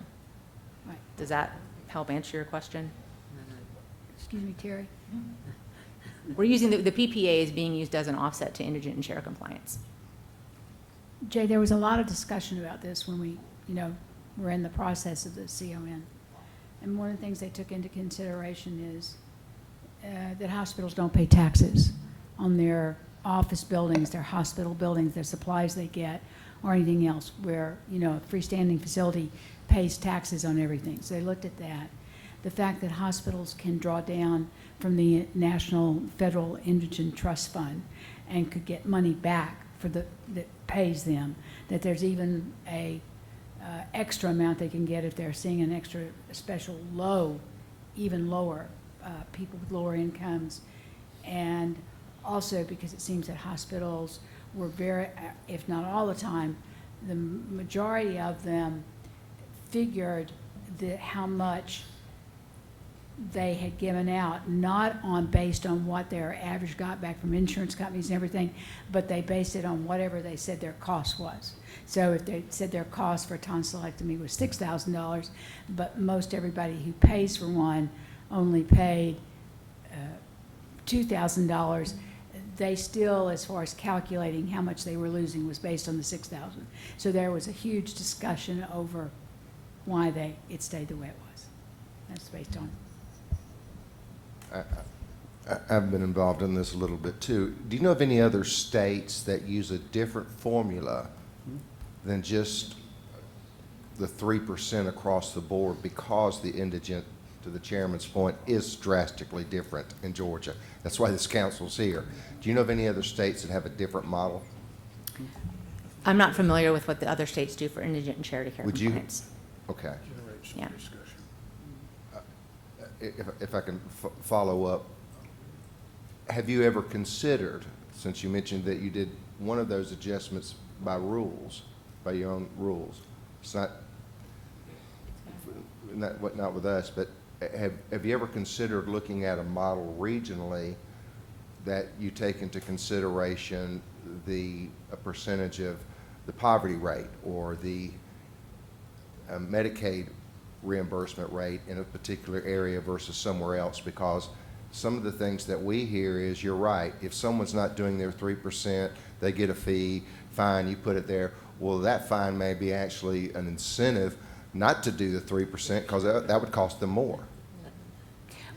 I should clarify what our fine is. Our fine is the difference between what you've committed and what you've actually provided. So unless you are, heels in the ground, not paying, we do not go through and add on top of what you're supposed to be paying additional amounts. So if 3%. Why don't I just write a 3% check? Let me rephrase. Why don't I just do no charity and write you a 3% and be done? I can do that, right? People do that, yes. People do that, correct. Not hospitals that are providing indigent and charity care compliance. But people do. Who are those people that do that you just said? You just said they do that. We have had facilities that have come in with 0% indigent and charity, the provision of 0% indigent and charity care, and then write us a check. Right, okay. Yeah. Why wouldn't they just want to write a check for 5%? Because they're not required to do that. Well, I understand, and that's kind of the point on the one size fits all. If you're looking at some facilities, that 3% is just a drop in the bucket, don't have to do anything while we've got other parts of the state are struggling. I would hope that we could find that balance somewhere instead of across the board. Just to hit on what Representative Powell was asking, if you have a facility that is consistently providing we'll look at this as a percentage. If you've got 3% indigent and charity care required, Grady Hospital provides a significantly higher percentage of indigent and charity care than 3%. They've more than met their requirement. If you take a private hospital, they very often are going to be above that 3% as well, but probably nowhere near the 15 to 30% that Grady Hospital is. We don't see hospitals very often not hit that 3% provision of actual care. Where we see facilities not meeting that 3% as a provision of care is often in the ambulatory surgery arena, in the home health arena. Yeah, that's pretty much it. It's generally a home health and ambulatory surgery centers. Thank you. And that's just as the provision of care. We do get checks. I mean, there is the true up between what the commitment is and what the actual performance tends to be. One final question on this then. Is it your opinion that 3% across the board is fair to everyone involved, or do you think not you, do you think we might be able to do a better job of finding some kind of balance? If it's easy for someone to write 3% while a Grady is struggling, is it your opinion and what you do that maybe we could find a better mechanism of being able to do that? Or do you think what you're doing right now works? I think in the scope of the Indigent and Charity Care Trust Fund, what Certificate of Need does is a tiny drop in the bucket. I'm not sure that that's necessarily the toggle to alleviate any of the current concerns at Grady. Does that? Let me ask you this, Rachel. In those calculations, so if a hospital is setting at 5% and through the rural hospital tax credit or through participation through a county local government, whether it's a county or city or someone going in and saying, okay, you did 5%, just to keep it easy numbers for my simple mind. The 5% was $5 million. Through the hospital tax credit, you could potentially get $4 million. The county comes with another $1 million, makes you whole on what that indigent charity care was. Does that then count against that hospital on the 3% piece? Is that looked at as they were made whole, so they really had no indigent charity care piece, or is that kept out of the equation? It's kept out of the equation. Okay. Sure. On people investing private money to start the LNRs and paying taxes on everything they do, and the balance on that and what hospitals are afforded with all their exemptions. And on the Grady issue, hospitals with a greater amount of charity care that they give, they draw down a larger percentage of the Indigent Trust Fund. So if we got $50 million from the Indigent Trust Fund, Grady would be one of the top things. They might draw down $25 million, and Wellstar might draw down $3 million. So it is adjusted from those things to try to make it better. The other thing is, many of our hospitals were built under the Hill-Burton Act, which means the federal government paid for the facility with the commitment that they would do charity care and all, and without private investment and so forth. So, I mean, all of this went into a big discussion. Darlene. Okay, we're discovering that 3% is not equal. I get that. I kind of want to know, where's the money go? These people that write a check, is it going, where's it going? Who It is it? goes- Is it in general funds or to the indigent care? It goes directly to the Indigent and Charity Care Trust Fund. Okay. The department is the recipient and funnels it directly there. Okay, so And- it will go back to the needy. Oh, certainly, for sure. And just for clarity, that's where a facility who's been authorized isn't actually providing that service. That's the only time that we would ever receive a check to deposit into the Indigent and Charity Care Trust Fund. It's usually done in the form of the notice of deficiency letter, and on an annual basis, we're talking maybe $3 million, which, I mean, if you need open heart surgery, maybe one case. So it's not necessary. If you understand what the Indigent and Charity Care Trust Fund looks like, it is a tiny bit of that fund.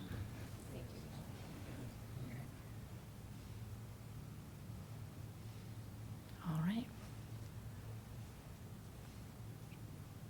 And then you can see we also, I talked about our threshold calculations, our numeric need methodology calculations, and then batching notices, which gets to the point about when do we review certificate of need applications.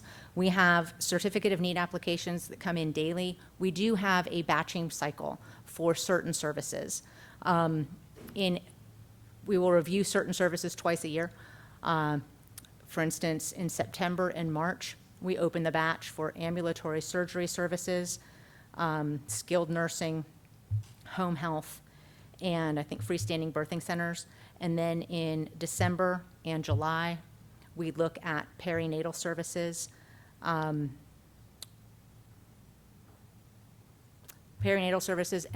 which is the megavoltage radiation therapy, PET CT, and then open heart surgery services. So those are services that we will only accept applications for twice per year. One of the rationales for doing that is because those tend to be services where our service delivery regions are different. Like I was talking about in the beginning, they tend to be highly competitive. There is a numeric need for, there's a definite benefit to both the applicant and the population to have competing applications reviewed in tandem. So you don't end up with, 4 perinatal service operators within a 5-mile radius. So we try to batch them and time them out so that we can open the batch for one service, go through a complete review cycle, issue our decisions, and then open the batch again. So for services that are in that batching unit, we will review them twice per year. For anything else that requires a certificate of need, you can turn it in anytime you want. We do have we've got a pictograph that we produce weekly, which is really helpful. But if you are interested in filing a certificate of need, step 1 would be filing a letter of intent, which means you just let the department know that you want to provide a particular service, the facility that's going to be providing the service, the cost, where it's going to be located, who to contact, and upon receipt of that particular document, the department will provide notice to the state that this is being requested. 30 days later, the application for the certificate of need will be due. At that point, completeness will be determined, or it'll be provided to a reviewer, and the reviewer will look at it and begin to go through our process. At the 60-day point, a reviewer the reviewer assigned to your project will reach out and call you and say, hey, everything looks great. We're going to continue the review process. And you have either received opposition or you haven't received opposition, or the reviewer will call you and say, hey, there are a couple of things we need still in order to approve this, so can you get us this information? And it's been opposed or it hasn't. If it has been opposed, there will be an opposition meeting, at which point the opposer will sit across from the applicant, tell them all the reasons that their project is not good, and the applicant will sit there and smile, review all of that information, and then we'll have 15 days to provide a response. That response will be given to the reviewer, who will see both sides of that argument, draft a decision, and at day 120, a decision will go out. So it's 120 120-day review cycle for batched or non-batched applications. The only difference between the batched and the regular applications is the times that those applications can come in.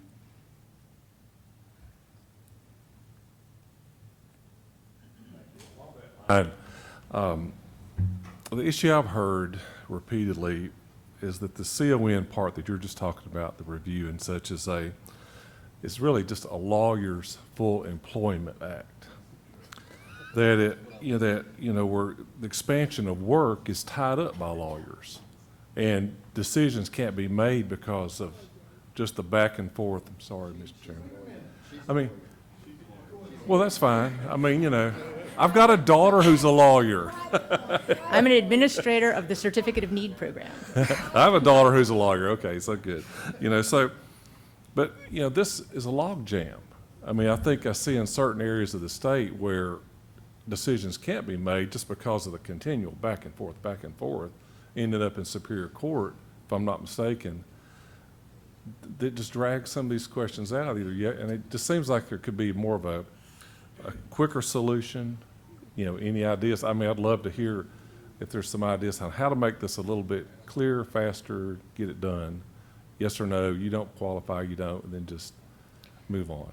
So the timeline for the department is 120 days. Yeah. Regardless, unless, well, there's a provision by which we can extend it for some unforeseen circumstances. I have never seen that happen. It may have happened, but I've been with the department on and off since 2008 and don't recall an instance where we've had an extension to 150 days. But at no point will a review go farther than 150 days. The majority of them, if not all, and I say that mostly as a caveat because I don't know, but at 120 days, if the department hasn't issued a decision, it's approved. So we issue a determination at 120 days. Now, if somebody appeals it, that is an appellate right of somebody who's aggrieved, which ties very strongly to the Administrative Procedures Act. Okay. That's where the rubber hits the road, at that moment after that 120 days. Yes, it's after the 120 days where we have many decisions that are opposed that don't necessarily get appealed, but if they are appealed, they will go to the Certificate of Need Appeal Panel is an independent statutory body that reviews Certificate of Need applications, and we, as the department, end up as a party to that action. So the opposition party, the approved or denied party, and the department all sit before the panel, put forth the case. The hearing officer engages in a de novo review, which essentially means he reviews it as though he's the reviewer, and issues a determination. Now, whoever is upset by that ruling, it can be the same party that requested the initial review, or the department, or the applicant, has the opportunity at that point to request that the commissioner come back and re-review the hearing officer's review. So we call that the commissioner review process.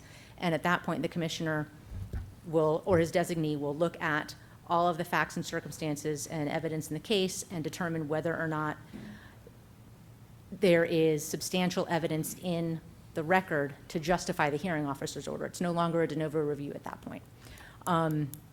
That can get appealed to Superior Court, and then the Court of Appeals and the Supreme Court. So it can be a lengthy process. It often is not. I mean, statistically, it's not, but where it is, yeah, people complain. This hearing officer, if I may, Mr. Chairman, is it appointed by the commissioner? Who is the hearing officer or panel that this review goes to? Who appoints them? Or They're gubernatorial appointees. they are, okay.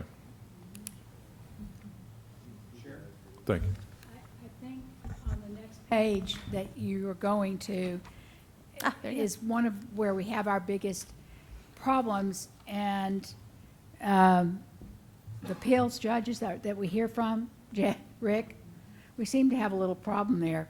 Some of us that had, my opponent in the primary was disqualified 3 days before the election. It took them that long to come to a decision. There's some problems over there with the governor's appointment. But anyway, I wasn't the only one that had problems with late decisions. I mean, 3 days before the election, and I'd spent all the money, but it really didn't help. But one of the biggest places that we tried to discuss the delays that this took, for example, Wellstar wanted a heart unit, and they spent hundreds of thousands of dollars getting it because I think it was another Atlanta hospital that had a heart unit that didn't want to have them. And if 250 heart operations are what make you a viable place, when they opened and finally could open the unit at Wellstar, they had like 500 that year. So the need was there, but we got into these long fights. And what the committee that sat down, there were 5 of us that sat down in the end and made the proposals for the changes in the CON law. We put fines where the loser had to pay something. And the speaker at the time, the only one, the House Speaker, that he would allow to go forward in the bill was at the very end of the Superior Court, which is left up to the judges to whether they want to fine the loser for carrying it out so long. So if you want deterrence, I think and the committee was in agreement with it, would to be put some loser, and you're the loser at this lower level, and then you keep appealing it, because the hospitals are spending hundreds of thousands of dollars that they could use for patient care defending these things once they've already won and the other people have lost, and then they lose again and they lose again, and it's delaying it. So if anything that didn't get done that time, I think if we could have some loser pay penalties or some penalties, that would help. But that's just my personal opinion, and what the 5 of us that sat down in the end and came up with this thought would have been a real deterrent to help move this process along. And it didn't happen.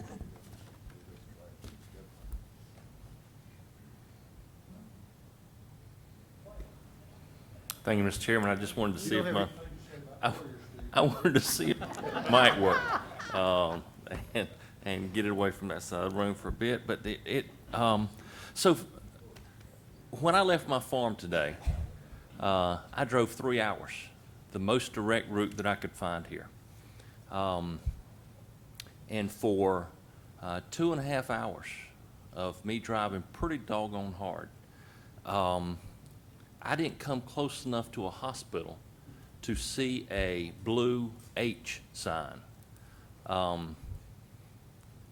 It appears that the CON regulations that we're looking at, and I empathize with Representative Jaspers, takes a Philadelphia lawyer to understand all this that we have going on. But if I can drive pretty hard for 2.5 hours without finding a medical facility, I could have got off the road and drove another 30 minutes down the road and could have found one. But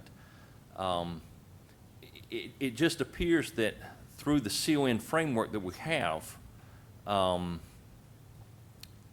it's not just about patient outcomes. Often it's about the financial part. I can't imagine anyone would turn in a violator to your department of a CON because you're treating too many patients good. It's I oppose you because I think you will take money from me. Versus and you have this one big umbrella, the 3% that Chairman Powell talked about. You've got this one big framework that we have. Private affluent hospitals, and we have Irwin County Hospital under the same framework that we've not touched apparently in 10 years. Have we touched it? Not in 10 years. It's been 10 years. It's been 10 years, so, and it just appears that are there other states similar to Georgia that have a CON framework that that basically does not touch? I mean, think of what has changed in the last 10 years. not our CON regulations, but other states, have they established them and just not touched them, or are we somewhat different? Are we par for the course? You know, you establish the CON type of framework, and you know, apart from Chair Lady Cooper when they touched it in 2008. GPS tracker on your vehicle, you pass within a half mile of 4 different facilities. However, there has been a rash of stealings of the hospital signs to be used on old tobacco barns to fix leaks. So 3 of those were veterinary hospitals. I'm just proud you didn't see how fast I was going through those communities. Well, Mr. Speaker, may I? Okay. I think you're and confusing a couple of issues. What's happened in the last 10 years is more and more of our rural population has dropped. And having a hospital is a very expensive proposition to run a real hospital with a lab and an x-ray division and all the emergency rooms and all the things it has. And there has to be a certain population load to make that hospital viable. You know, some of the ones that have closed, some have closed from mismanagement, others have closed, like one up in near Chattanooga, because they were built for like 100, I think, beds or 110, and they were having a patient population of 20 patients a day. You can't keep a facility open like that. And it had other things. It was close to go to Erlanger and Chattanooga and all. So we're running into population. And that's not the only reason, Clay, but I don't think that has as much to do with CON as it does whether it's a viable place that even if you had no CON and a private entity could go in, if that private entity can't have enough patient load to support a hospital, it's not going. And I completely understand that. I mean, that's, I'm not confused about that, about that portion. Sorry. It appears that the same framework, let's put it on baseball level, that the same rules are used for Little League as for the Atlanta Braves.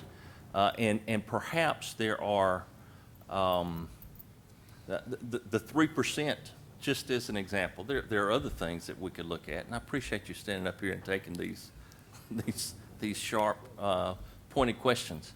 But it just appears that one size does not fit all, or one geographic area. And I'm not decrying the lack of facilities through the areas that I traveled today because of CON law. But I'm using that as an example that the same CON that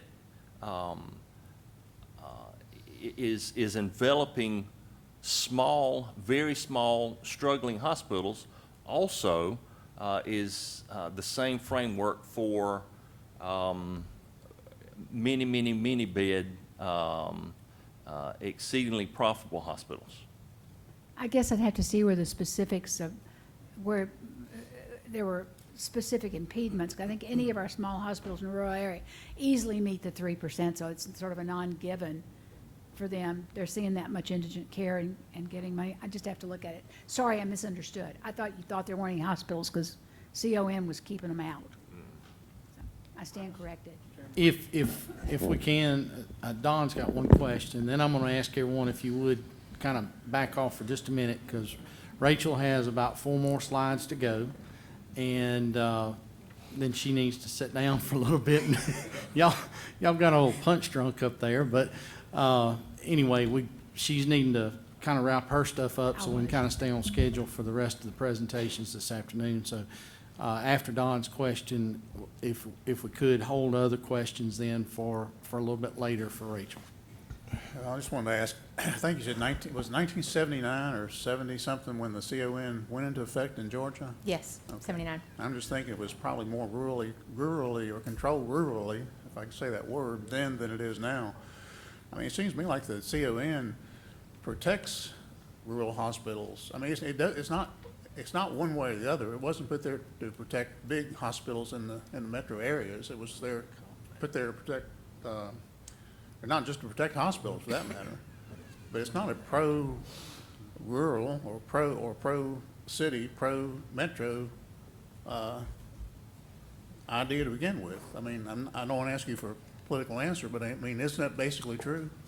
I would not disagree with that at all. Okay, thank you. And to the point about the baseball analogy, the Little League does use the same rules as the big leagues, but they have shorter bases. They don't have the infield fly rule until probably second or third grade. So but there's a reason for that. I mean, there's a reason for that because little kids can't run that far, that fast. Nobody can make a throw from third to first. Most kids are playing with ants. So there's a lot that happens there. What's the problem what's the problem that we're seeking resolution for? And I think, you have those modifications in baseball because you're trying to help kids do a particular thing. If there are modifications, then let's modify stuff so that it's, what's the ultimate problem or issue for which a resolution is being sought. Here's the appellate review. We've got post-approval monitoring.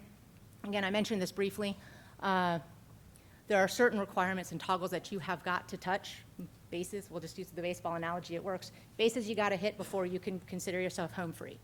They're very clear, very defined, and once you send us your final progress report saying we are open and ready or we're 100% built, we've bought our piece of equipment, you can move on, and until you want to come back to us, we won't talk to you again.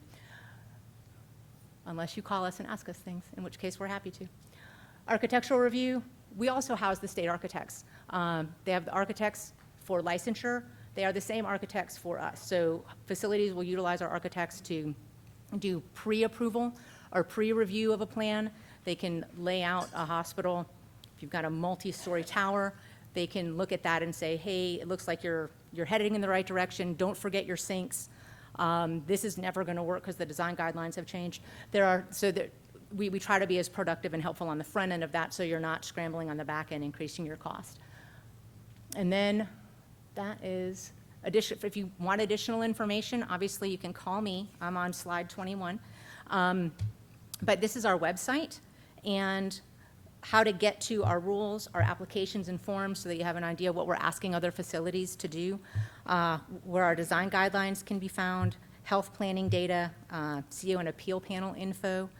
We also manage the patient's right to independent review within the state. And if you have any questions, that's how you can get in touch with me. And I'll be more than happy to answer any questions that you guys have. You got to be careful saying be happy to answer any question you may have. I am happy to answer any question I am able. Well, Rachel, thank you so much. Thank you for taking the questions as we've gone along. Thank you. All right, everyone, we will take a 15-minute break. Please be back in your seats at 3:30.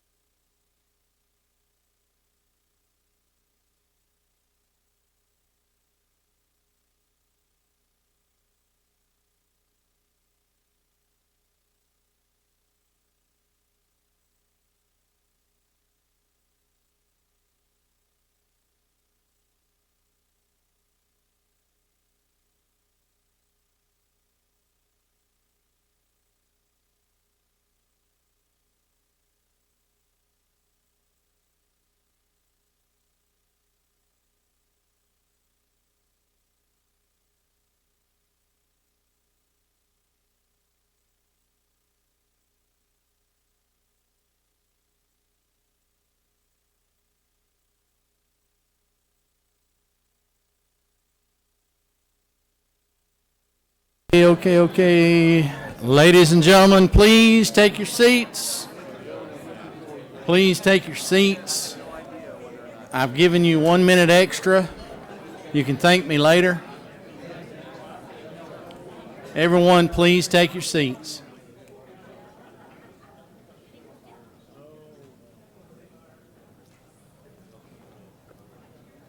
So our next presenter this afternoon,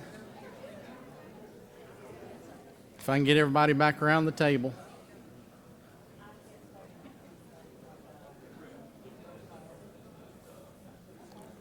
So a big part of what the issues that we've been talking about already, and it came up during the discussion with Rachel, deals and centers around Medicaid. And so our next presenter, we felt that it was imperative to bring, and Blake Fullenwider is coming to talk a little bit about some of the alternatives on some of the issues that we discussed last year as it related to the cliff, in which many people, once they wind up going up in a better job and getting a pay raise, a lot of times they reach a cliff in which they fall off on the other side because at a certain level, all benefits cease.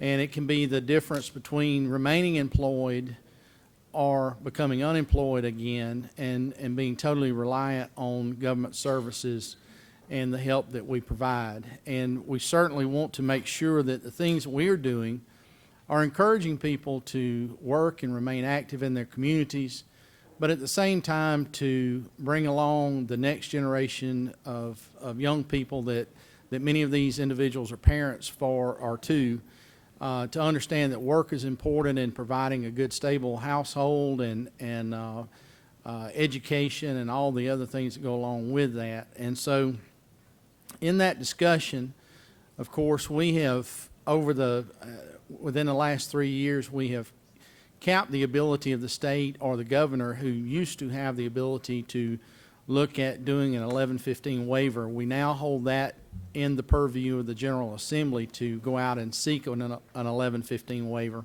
But an 1115 waiver and 1115A waivers and 1332 waivers have a lot of possibilities out there that provide the opportunity to take the money that we're spending today on medical delivery and do more innovative thinking with and provide health care in different ways to individuals, or change the system in which that medical delivery is offered. But without that waiver, is fairly stringent on what the responsibilities are to meet the Medicaid rules and regulations that are already in place from the federal level. So Blake is going to come up and talk a little bit about this, and I know that Blake and Commissioner Berry and all the folks at DCH, I work with them, and Martha and our team works with them quite often, and they honestly have about more on their plates than they can say grace over. So I would tell you that if you've got questions or inquiries about these, if you don't mind, route those through myself or through our staff, because I know Blake and the commissioner and others there at DCH are overwhelmed on some requests right now for information about waivers, but also just trying to do the day-to-day business of Medicaid in our state. And so I would ask that after today, if we have further questions or needs, and this applies to everyone in the General Assembly, I'm more than happy to kind of be a routing agent, and our staff will be more than happy to do the same and try, because a lot of times some of these questions we can answer very easily without having to distract Blake and his team from their work. So if you would, please consider that going forward as well. So Blake, thank you for being with us. Thank you for coming to Statesboro, and hope you kind of enjoy being out of Atlanta for a little bit. Sure is nice, Mr. Chairman. Thank you very much, Mr. Chairman, members of the council. It's a pleasure to be with you today. And as Chairman England mentioned, I'm going to spend a little bit of time today what I'm calling laying some groundwork or a foundation of an overview of how our federal and state relationship with our federal authorities, specifically the Centers for Medicare and Medicaid Services, how that's organized and how we operate, because I think that's really important going into any conversation of any kind of potential waiver to have a clear understanding of that. We'll also talk specifically about 1115 waivers, what they can allow you to do, what some of those requirements are, as well as a 1332 waiver, which is a new waiver that was established in 2010 under the Affordable Care Act. So first, to highlight our relationship, and I thought this diagram did a decent job of explaining how we coordinate with CMS. We have a contract with CMS called our Medicaid State Plan, and it is thousands upon thousands of pages long. In fact, in our file room at 2 Peachtree, we've got a shelf, multi-shelf unit that is stacked with 4-inch 3-ring binders that date back to the 1970s. And those constitute the historical documents of the state plan, and as that has evolved over time, as you'll see here, changes to our state plan are quite routine. They can be due to changes at the congressional level, policy changes from CMS, directives that we receive, as well as legislative changes that you all pursue that may require us to implement a state plan amendment. I know that from the budget that you all approved, and thank you very much, by the way, for that, we had a couple of requisite state plan amendments that we've been working through our board and in conjunction with CMS for approval. Typically, when a state plan amendment is put into place, these are not specifically time limited. So it will remain in place until CMS or some other entity or DCH, if we see a need to change course on policy and seek to amend our state plan, it will remain in place. Waivers operate differently in that regard. Typically, they're limited to 5 years, at which time you're then required to go back and seek either an extension or a full waiver renewal and application. So waivers, what are waivers? Waivers are established under the Social Security Act, Title 19 of the Social Security Act, which governs Medicaid. And you've heard, I'm sure, recently, and certainly within the past couple of years, a lot of conversation about 1115s. So there may be some notion that an 1115 waiver is a new authority.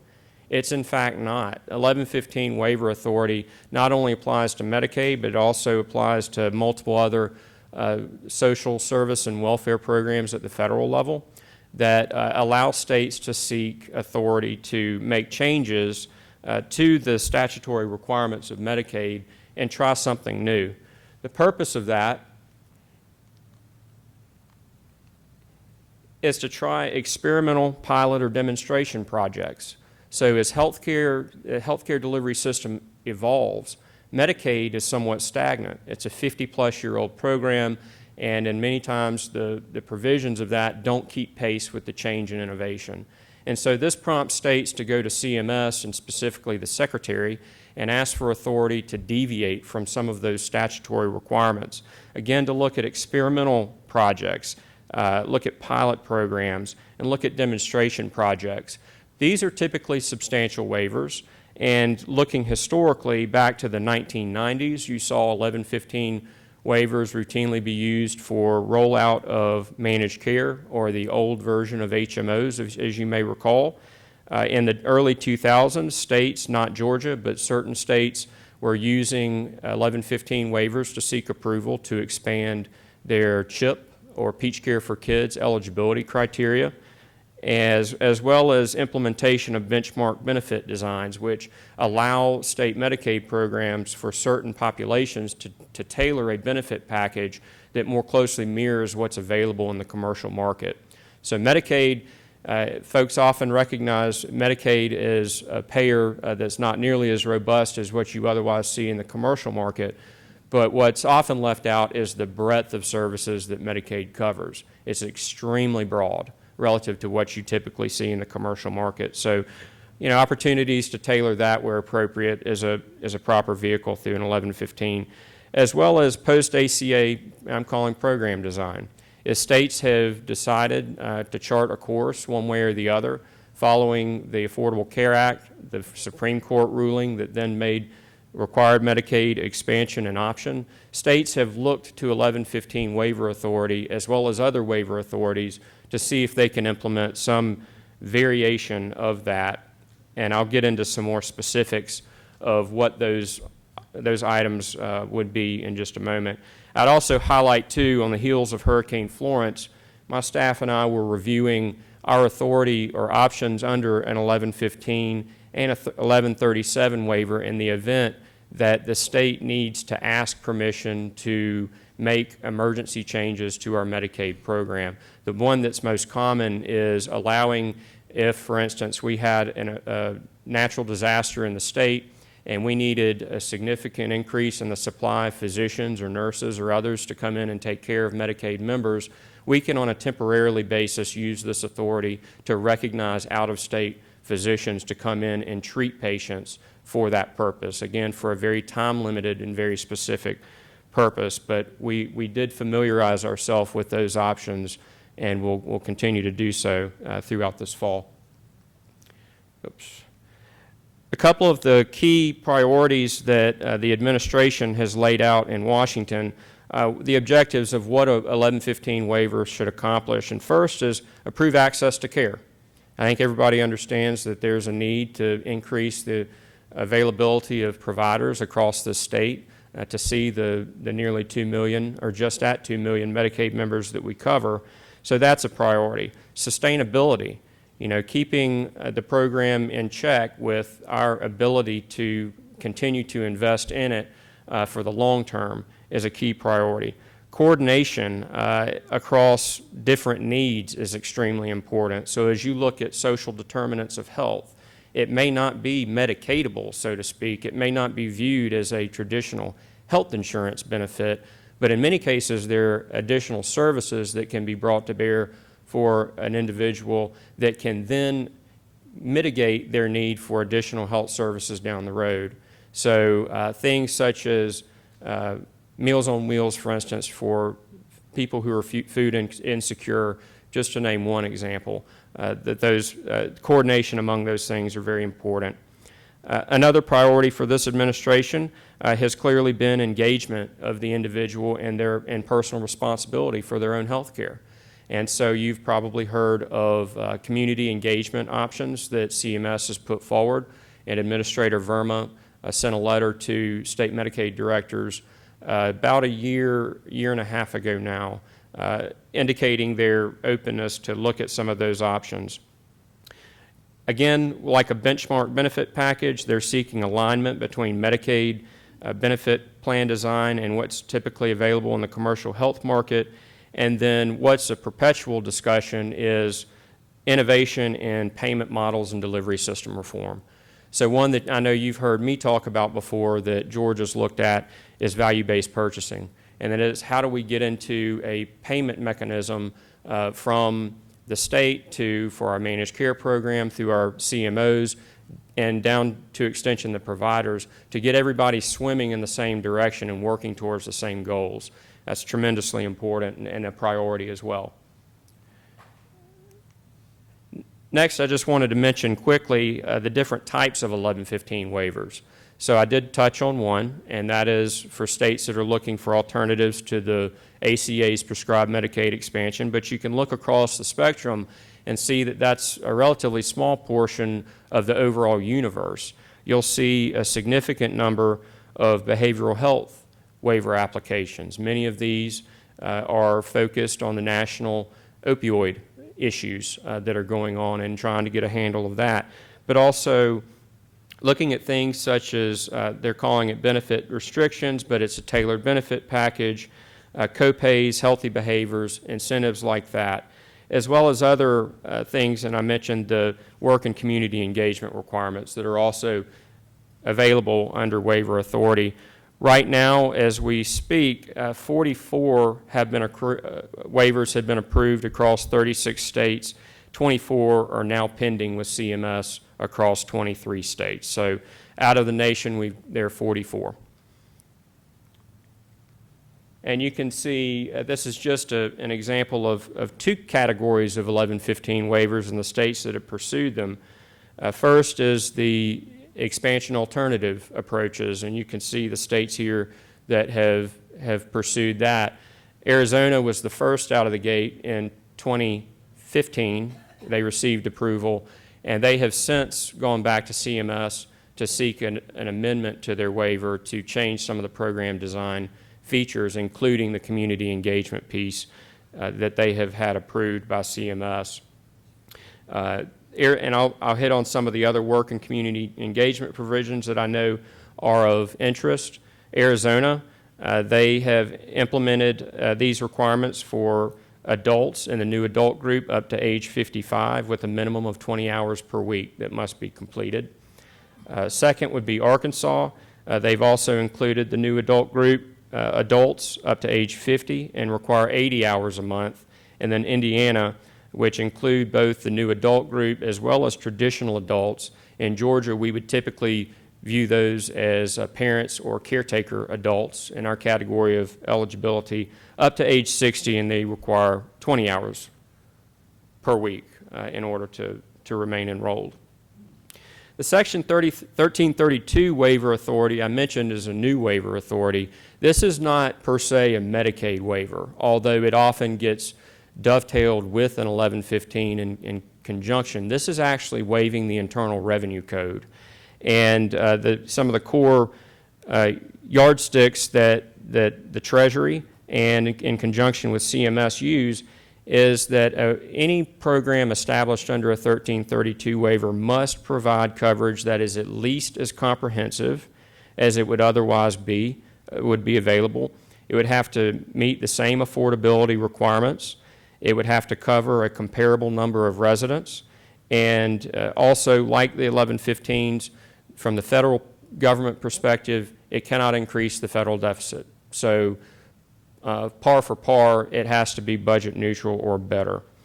These apply to the individual and small group insurance, fully insured insurance products in the state. So this is not Medicaid. These are private sector plans.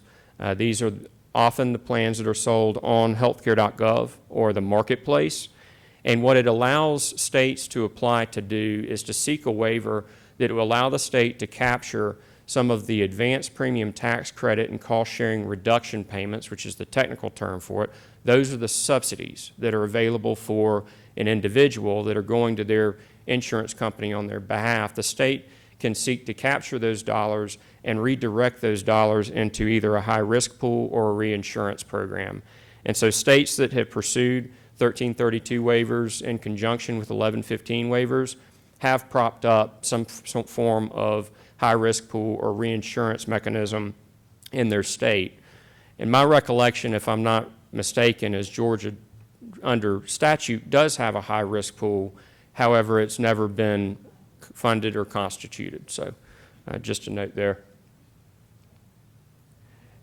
Nationally, when you look across the country related to 1332 waivers, you'll see that 35 states, including Georgia, have had legislation filed considering certain provisions related to a 1332. So this isn't meaning that it proposes that the state move forward. In our case, it was not. It was a piece of legislation that did not move forward in 2015 and the 2015-16 session that would have required legislative approval for the state to apply. My understanding is that did not move forward, but you look across the country, 35 states have had some form of legislation, 8 have been approved, and 10 have been legislatively authorized, which is a statutory requirement under the ACA, regardless of whether the state has a requirement. In federal code, each legislature must enact enabling legislation for the state to apply. That is a precondition. So some of the waiver-based approaches that states are taking now, and this goes both for the ACA alternative programs as well as just base programs for non-expansion states, include implementation of premium assistance programs. I mentioned Arkansas earlier. They were the first out of the gate to implement a premium assistance program. Indiana followed suit very shortly thereafter. And there are other states that have moved in that direction as well, which essentially you're using Medicaid dollars to then subsidize coverage in the exchange in these states that are operating among pre-selected plans within the exchange, rather than a true Medicaid benefit, although it does have to meet all the Medicaid core requirements. Requiring nominal premiums and cost sharing among individuals, so you may have a requirement to pay a $5, $10, $20 a month premium. And then if you utilize services, and in particular one that's been a focus to many states is for non-emergency ED utilization, where you can begin to apply some meaningful skin in the game, if you will, to deter that type of activity, because that is a drain on the system and it costs the program significant money. Driving wellness incentives, that's a common theme both in the commercial market as well as in Medicaid programs. And then waiving certain requirements in addition to just seeking a benchmark benefit package. Two primarily states have been successful in asking CMS to waive. The first is non-emergency medical transportation for the new adult group. So that's our brokers and their vendors that are providing trips to non-emergency physicians' appointments or the pharmacy or to pick up durable medical equipment. That's not a required benefit when under those waivers that have been approved, as well as family planning services that have also been approved. Waiving retroactive eligibility is another element that states are taking a look at. Under current federal rules, once we have a final eligibility determination conducted, Medicaid is required to look back a period of 3 months. If there are any claims that have been incurred on that individual's behalf in the 3-month period leading up to that eligibility determination, that's Medicaid's responsibility. And so Medicaid then has to reimburse for those services. And then lastly, implementation of work and community engagement requirements as a condition of eligibility and continuation of eligibility. So the hammer there is if you don't complete the requirements as you're prescribed, I think you probably have 1 or 2 grace periods where you're asked to get back on track. If you fail to do that, then you can be disenrolled and subject to a lockout period, I believe of 6 months in states where that's been implemented. Really is an incentive to keep people engaged. It also doesn't mean specifically just work. It could be job training. It could be looking for work. It could be volunteer work at a community organization. I wanted to take just a minute too and talk about the waiver submission and approval process because it's pretty intense. First, as you know, under House Bill 990, the legislature would have to approve specifically an increase in the income thresholds if Georgia sought to move in that direction. That's a specific requirement. In addition to that, we would require legislation to approve the submission of an 1115 waiver, which we have at the moment, but annually that's something that you all consider and decide whether or not that should be included. It's included this year for a specific waiver that I'll talk about in just a minute that's up for renewal, and one that I think when you talk broadly across the stakeholders that we deal with has been viewed as a successful program and one worthy of continuing. So that does give us the authority to seek a new full application. It will be the first time we're going back for a full application of this 1115 waiver. So following legislative approval, we would then go to the DCH board and ask for their permission to submit the waiver to CMS. That then kicks off our public notice period. And there is a relatively new, it's about 2.5 years old now at this point, set of criteria that CMS requires states to go through as it relates to transparency and public notice. It's a pretty extended process, one that requires multiple in-person meetings across the state. All input that is received has to be documented. The department has to respond one way or the other to those questions, summarize all of that information, provide it to CMS to their satisfaction for us to move forward. Once that is complete, then we're able to formally submit that waiver to CMS, which starts the clock.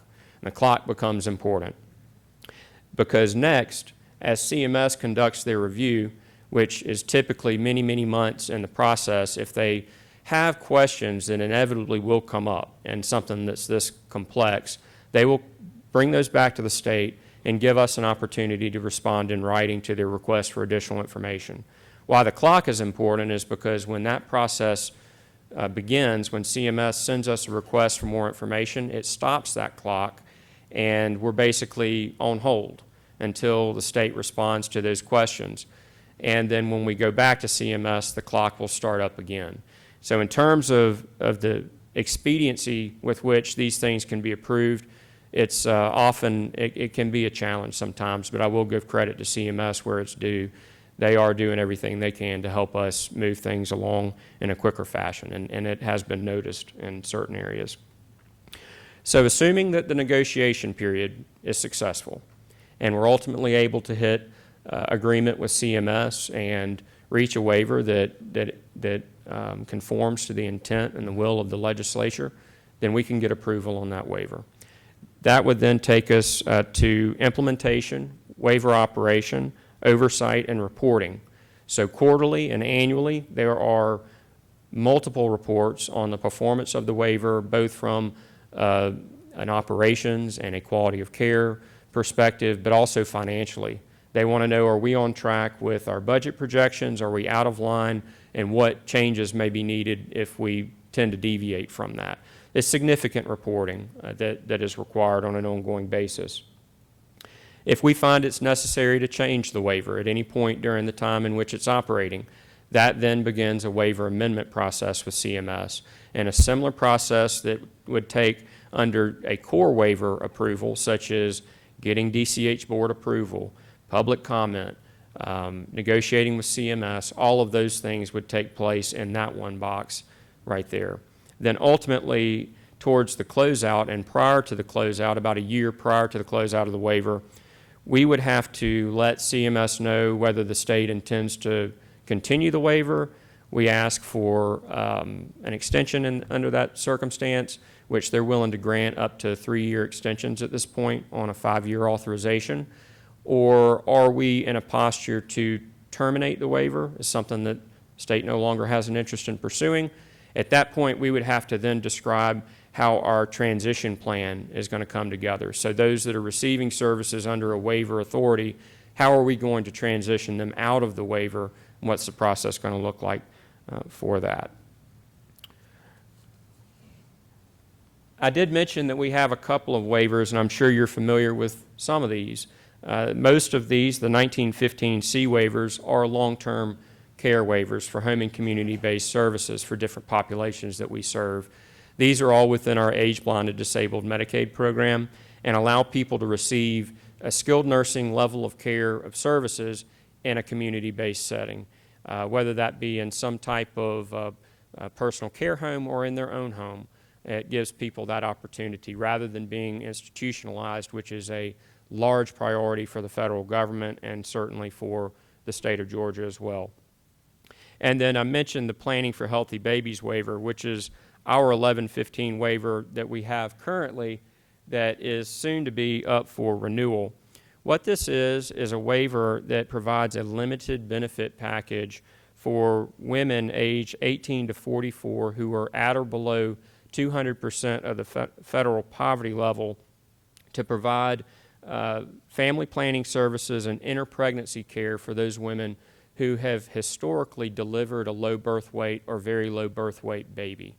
And so the idea here is these individuals would typically be uninsured because they are not pregnant. If they are in an uninsured category and they're not otherwise Medicaid eligible, they would be eligible for these services.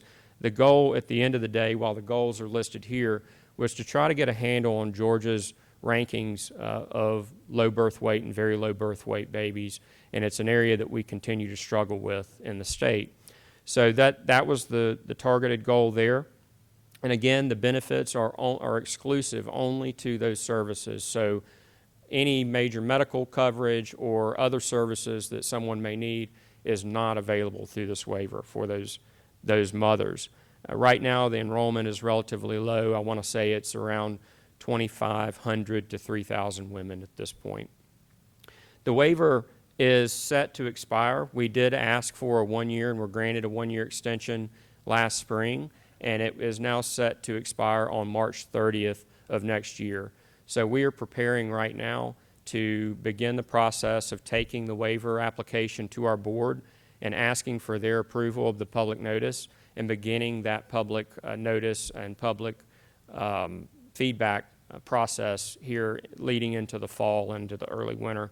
We need to get that waiver submitted to CMS as quickly as we can, because while this is a relatively routine waiver, it's something that they're familiar with, not only here in Georgia, but across other states.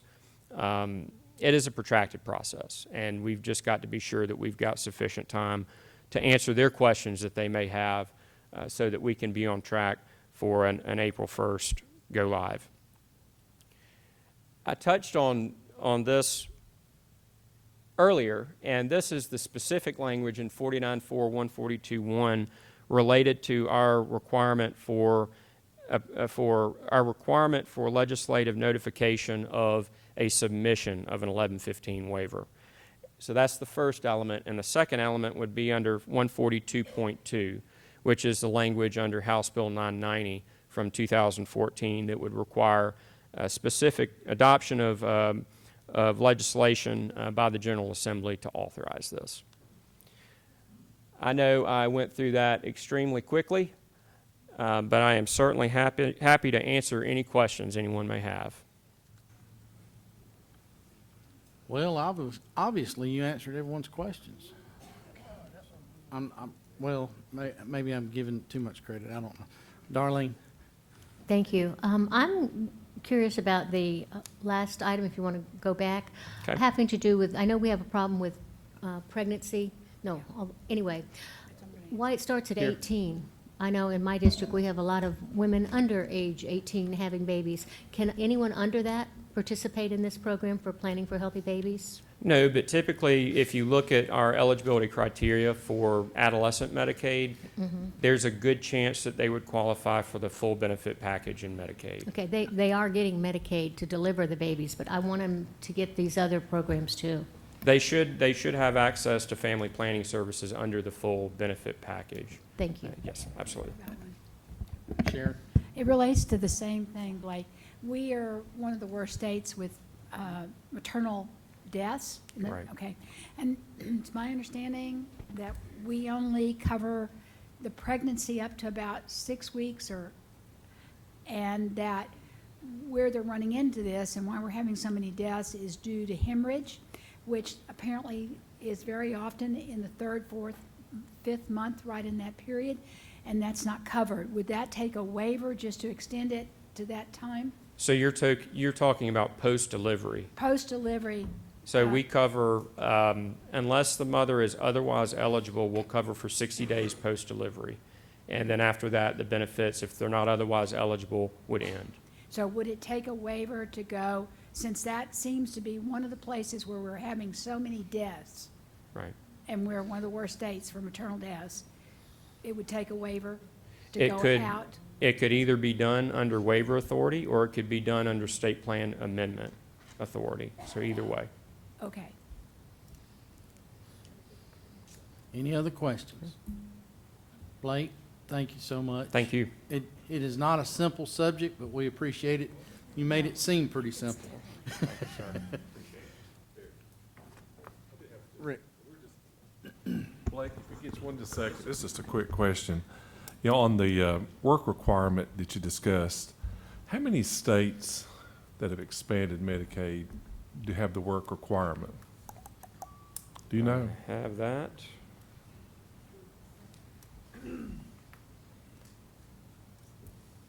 Three have applied. And 8 are pending. Okay, so very low. At this point, Number. however, in the broad scheme of things, in the world of Medicaid, you know, this was a policy change at the federal level that occurred, I want to say it was around January 2017. In the Medicaid scheme, that's a pretty short period of time. Yes, sir. And so that may be one reason why. You may see more states take a look at that. Okay, thank you. Sir. Okay. Can I Jan? make one comment on that? Representative Jaspers, a federal court just struck down Kentucky's work requirements, that it didn't further the aims as passed by Congress of Medicaid. And so although there are 3 states going forward, there's a real question as to whether work requirements would actually conform to the goals of Medicaid, and it may take an act of Congress to actually make them legal. That's exactly right. Very, very good point. Thank you, ma'am. All right. Thank you, Blake.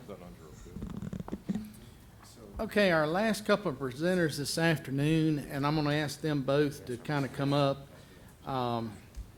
if they would, and we've got about 30 minutes left here this afternoon on this before we go into kind of our council questions and discussions. But have two presenters, and one of which had reached out to me via email several weeks ago, and we scrambled just a little bit trying to find some time to put it in here. But as we have discussed, of course, with PCOM earlier today, talking about finding physicians and expanding health care coverage across the state as well, they kind of brought to me a unique idea. And so I'm going to ask Dr. Mary Cahill Roberts and Dr. Ann Kennedy if they would present to us some of what they had written to me about, and which was kind of interesting, I thought. Thank y'all for being with us. Thank you. Well, I'm Dr. Ann Kennedy. I'm a nurse practitioner at the Atlanta VA, and I've been there for 23 years in primary care. And this is Dr. Mary Cahill Roberts, who is a pediatric nurse practitioner, and she has been in practice, her own practice, since 2003. So I want to thank the committee for allowing us to come this afternoon. I know you're tired, but just one more time. So we really appreciate that we could come and speak to you this afternoon. So first of all, I just want to clarify. I know you hear a lot of words about nurse practitioners and so forth, and advanced practice nurses. But for today, I'm going to just talk about nurse practitioners because there are 4 types of advanced practice nurses, but we're the primary care providers. So if you'll look here, Mary, if you'll move that. We're just going to discuss a little bit on the significance of the disparities and the financial impact that we see in Georgia. And we've already been discussing it this afternoon as we've been listening. And then Dr. Cahill Roberts will discuss about her own practice that she has outside of Marietta, where she serves a pediatric practice for the underserved children in that area. And then we'll talk on some of the strategies that are needed for policy change and implementation and some desired outcomes. We all know that there's a shortage in Georgia, and there are 70 plus counties that don't have primary care access, pediatric access, or even mental health access. And it seems pretty sad to me that we're a pretty large state, and we have a large city in the south, largest airport in the country, but half of our state does not have, more than half of our state doesn't have primary care access. I put up the veterans in there because apparently there's only 3 areas that veterans can go to and can talk about that. But I wanted to make sure that we knew we had a good population of veterans in Georgia. So we kind of alluded to the maternal death in Georgia. And since we're the 9th populous state, we should be in the top 10 for our healthcare outcomes. And these statistics are pretty sad to me because when you look at infant mortality and maternal mortality, that's part of your vulnerable population that we're obviously not taking care of. Part of that is primary care access. If you don't have a primary care OBGYN, or you have to drive 3 hours to get to somewhere, and you have 2 small children at home, and you don't have transportation, you don't have gas money, you have a job that doesn't pay you very much money, you can't take time off from work, you're not going to seek that preventative health care that is really important as far as prenatal care goes. And then your postnatal care and the baby care, you're just not going to go for it. The cancer deaths in Georgia are pretty high, considering the fact that we have such a good cancer network in the northern part of the state. I don't understand why we have such poor health outcomes overall. Ann? We're going to just review a little bit about the financial impact. So as I kind of look across the crowd here, all of us have at least one of these chronic illnesses. I know that most of us have a little arthritis here and there, but as you go down, it gets more expensive. So I'm just going to give you an example. In diabetes, 13% of the Afro-Americans have diabetes, and the Latinos is right up there with them at 12.8%. And the Native Americans are 15.9. That's a large portion of your population that has diabetes. So when you look at this population, then you say, well, we're going to have increased health care because they need to go because they're going to end up in the ER. That's how they're going to have their health care, is in the emergency room. So what are some of the barriers for these people? Well, first of all, they can't pay for their deductible. They're going to have to pay out of pocket because they don't have that money. And then they have that copay. So if you're trying to decide what you're going to pay for, are you going to pay for your electricity bill that day or not, you're not going to pay that copay. So I'm not going to go to the doctor today. I'm just going to push it off. I'm surviving. I'll make it. So when we look at the projected cost for chronic disease in Georgia, it's $64.6 billion in medical costs, and an extra $26.8 billion annually in just in loss of working. That's a lot of money that's lost in income because they can't go to work. So we need to partnership in here and work with our providers so that we can expand the availability of providers to take care of these people. So if you look, let's go, Mary, let's do the next one. There's a diagram here that 40% of the population has no chronic condition. But most people have at least one or more, and that's about 60%. So what if we took Bob, who is 67 years old, he's a farmer, and he lives in Toombs County, and he has high blood pressure. Well, Bob doesn't have very much money. He's kind of beat up old truck out there, and he needs to take his blood pressure medicine. And he doesn't go to the doctor very often because he can't pay that copay. So he goes to the pharmacy and he says, you know, I only have this amount of money. So he buys half his blood pressure pills. So he's taking that pill every other day. So when he comes to see you, then he's probably taking that every day before he sees you because then the blood pressure looks good. But that disease itself will compound into other diseases. So as you see here, it goes from the other 60% of the population goes up from 18 to 12, which is 5 or more chronic illnesses. Well, every veteran that I take care of has at least 5 or more chronic illnesses.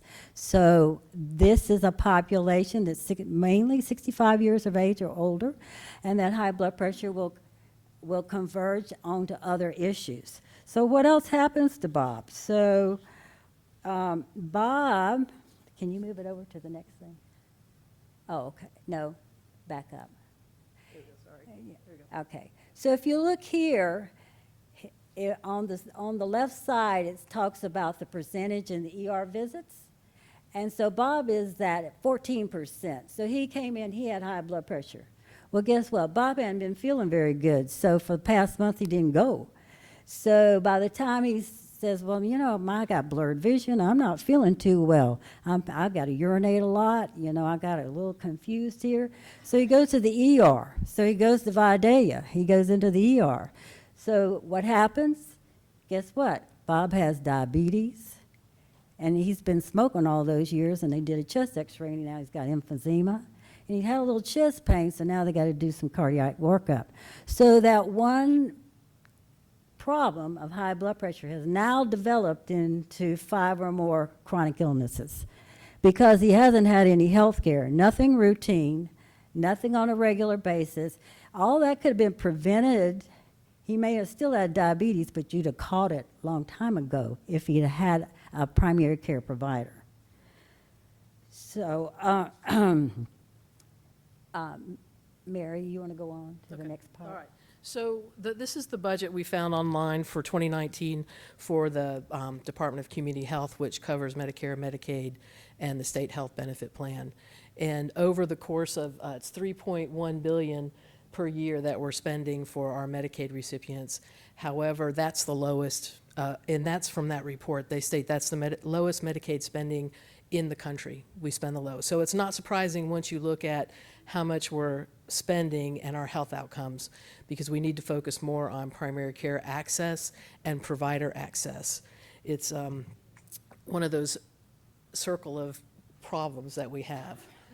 As far as insured health costs, there are a lot of people that have health insurance through their employer, but it's difficult if you're making $8, $9, $10 an hour to provide family health care coverage because of the cost of those plans. In my practice, we have a family plan, but it's about $720 if you want to put your family on that plan. And a lot of my employees can't afford to have that coverage. The uninsured costs to the state of Georgia is about $2.9 billion because people who don't have health care insurance spend about $2,400, but a lot of people who don't have health care insurance don't end up spending anything because it's considered indigent care. And we could not find numbers to tell you what the indigent care over the cost of Georgia, what that cost was, just this number right here. So my clinic we established in 2003. We provide primary care, which is you bring your baby in to have your checkups, you bring your kids in to have your checkups, you have small, urgent, sick illnesses such as strep throat or fever. We see those kids. If they need further assistance, like they have a broken bone, we'll send them to the emergency department. So it's basically the same kind of healthcare clinic that you might take as compared to a pediatrician's office, although we're only nurse practitioners in the healthcare clinic, and we are limited in how we can act because of the state law. So we save Georgia a lot of money because of our preventative health focus. Nurse practitioners typically do a lot of education. What our goal is in our clinic is to have you as parents be better parents and to raise healthy young children that are going to grow up to be productive members of society. And in the state of Georgia, when I pulled my last ER utilization report, I took out all the things that I couldn't have seen in my clinic. So if the child had a broken arm, that would have gone to the emergency room anyway. I took out that visit and I looked at the numbers of the average cost in the emergency room, and it's about $715. If I see a kid that comes into my clinic for strep throat, I get on an average reimbursement of about $100. So our clinic saves per visit $615. We saw over 11,000 kids last year for sick visits, and that comes over to over $7 million. Pretty impactful when you have a primary care access. These kids have access to urgent care. They have access to the emergency room because we are right outside of Atlanta in Marietta. However, they choose to come to us because we have a relationship with our families and our patients, and they want to be seen by someone who knows their kid, knows what knows the parents, and because of that, I was really surprised to find that we save that much money for the state of Georgia. It's not working. Okay. All right. Sorry. So the other I'm sorry? Oh, okay, sorry. I went too far. Now it's not backing up. It will? He's going to have to fix it. So the other unseen benefit of having primary health care, I did a retrospective chart review between 2013 and 2015 to examine our teen pregnancy rate, and it was significantly lower than the state's rate. Our rate was 1%, and I specifically looked at Latino teenagers because we have a high percentage of Latinos in our clinic, and that's approximately $100,000 per pregnancy prevented. Now, how can I prove that? I can't. But I can tell you what our pregnancy rate was for those 2 years was 1%, where the state's was 4% per thousand.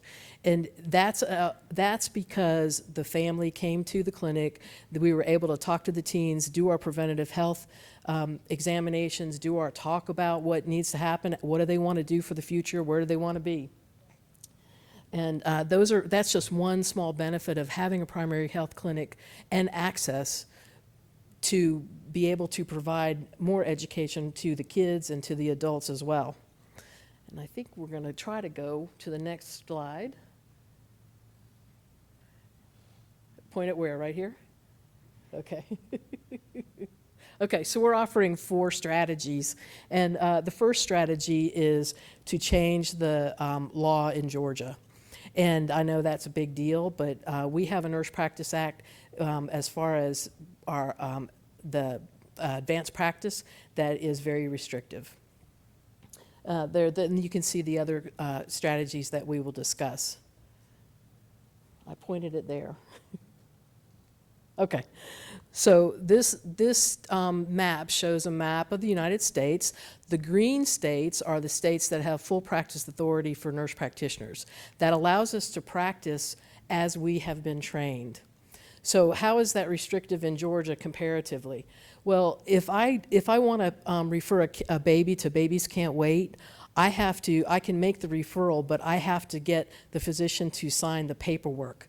And that doesn't make any sense to me. The physician, my collaborating physician, doesn't work in my clinic. My collaborating physician is outside of my clinic and doesn't see any of my patients. That I have to make a stack of papers to take to my collaborating physician to get those things signed. That is a cost for me, and also kind of delays some of those referrals that we have to make. We have to spend extra money on our electronic medical record, because if we're doing e-prescribed as required by Medicaid and CMS and meaningful use, the physician's name has to be on the prescription and their DEA number has to be on the prescription.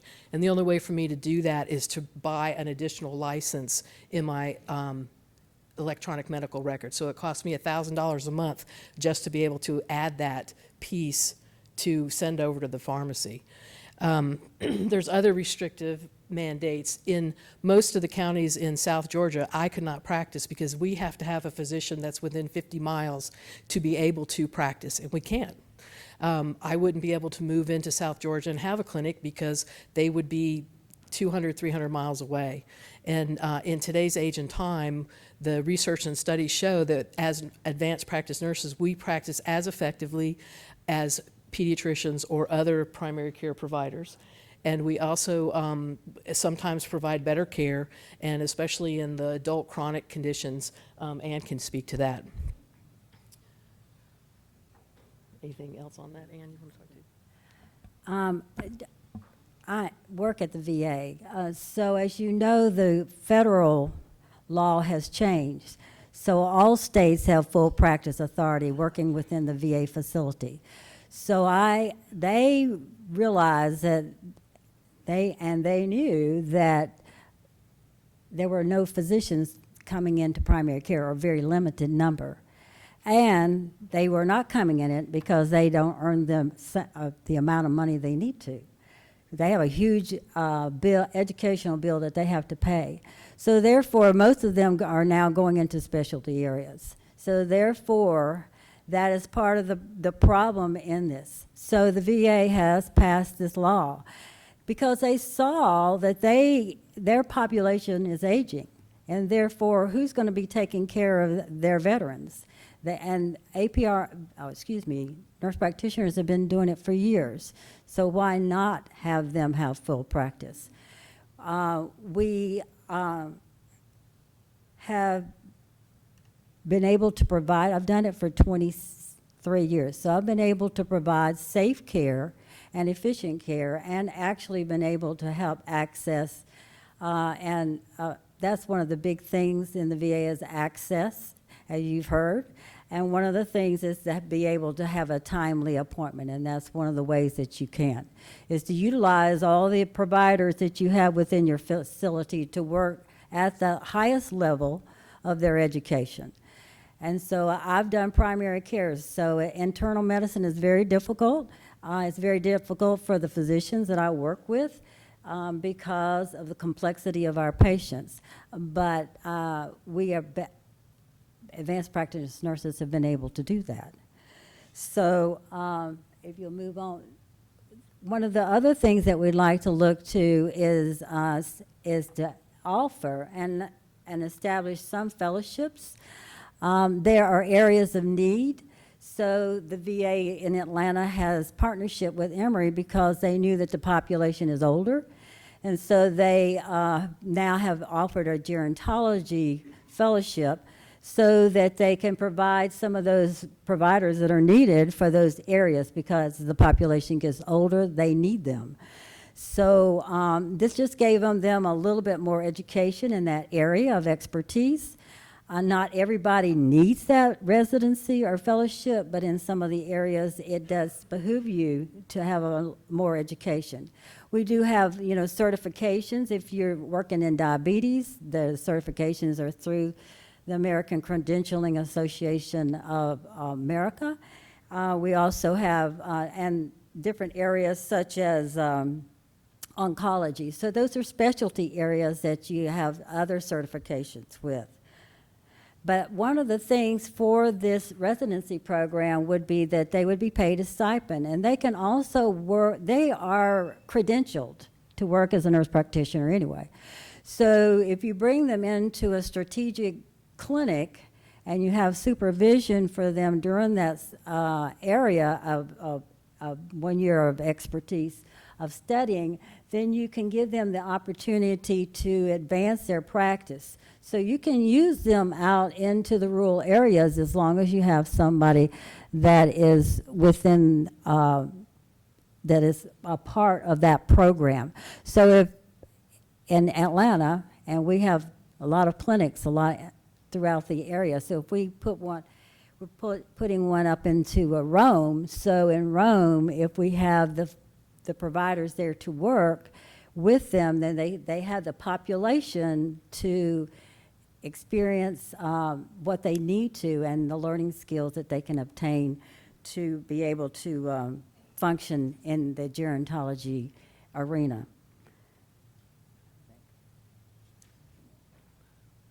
We recommend that the state consider implementing strategic health clinics in strategic areas and offering the residency in there, attracting new APRNs to come in. So if you have a clinic with a family nurse practitioner and a pediatric nurse practitioner in gerontology, you could have resident nurse practitioners that actually can practice, but they would get concentrated education in their specialty. And have them all linked by medical records, so that if I go to Tifton and I want to go to Savannah, that I can go to any clinic wherever I am in the state. We also recommend that you consider opening the state health benefit plan to small businesses to allow us to have access to a affordable health care plan. There's lots of large corporations in Georgia that pay a minimum wage or slightly above minimum wage and have health care for their families, for their employees and families. But as I said, I have 30 employees, and the best plan I can get is $700, it's a total of $1,400. The business pays half, and you as an employee are expected to pay the other half. But if you're making $11 an hour and your rent or mortgage is $750 a month, you're not going to expend the additional $720 you need to cover your kids. It's not going to happen. And we see that gap of health care throughout the state. We have a lot of, I'm sure the people from Department of Community Health can address how many residents in Georgia. He said 2 million, I believe, but I believe there's a lot more that are uninsured. Over 1 million Georgians are uninsured. Emory has an interesting program, Emory University System. They have a sliding scale health benefit plan where they have, if you make a certain amount of money, you're offered this set of health plans. But there are a lot of small businesses that have 10, 15, 20 people that can't really afford to engage those types of health plans.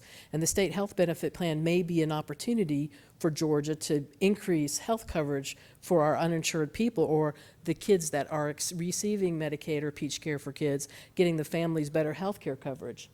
Walmart employs 62,000 people in Georgia, and I'd be interested to see how many of those employees actually have family health care coverage.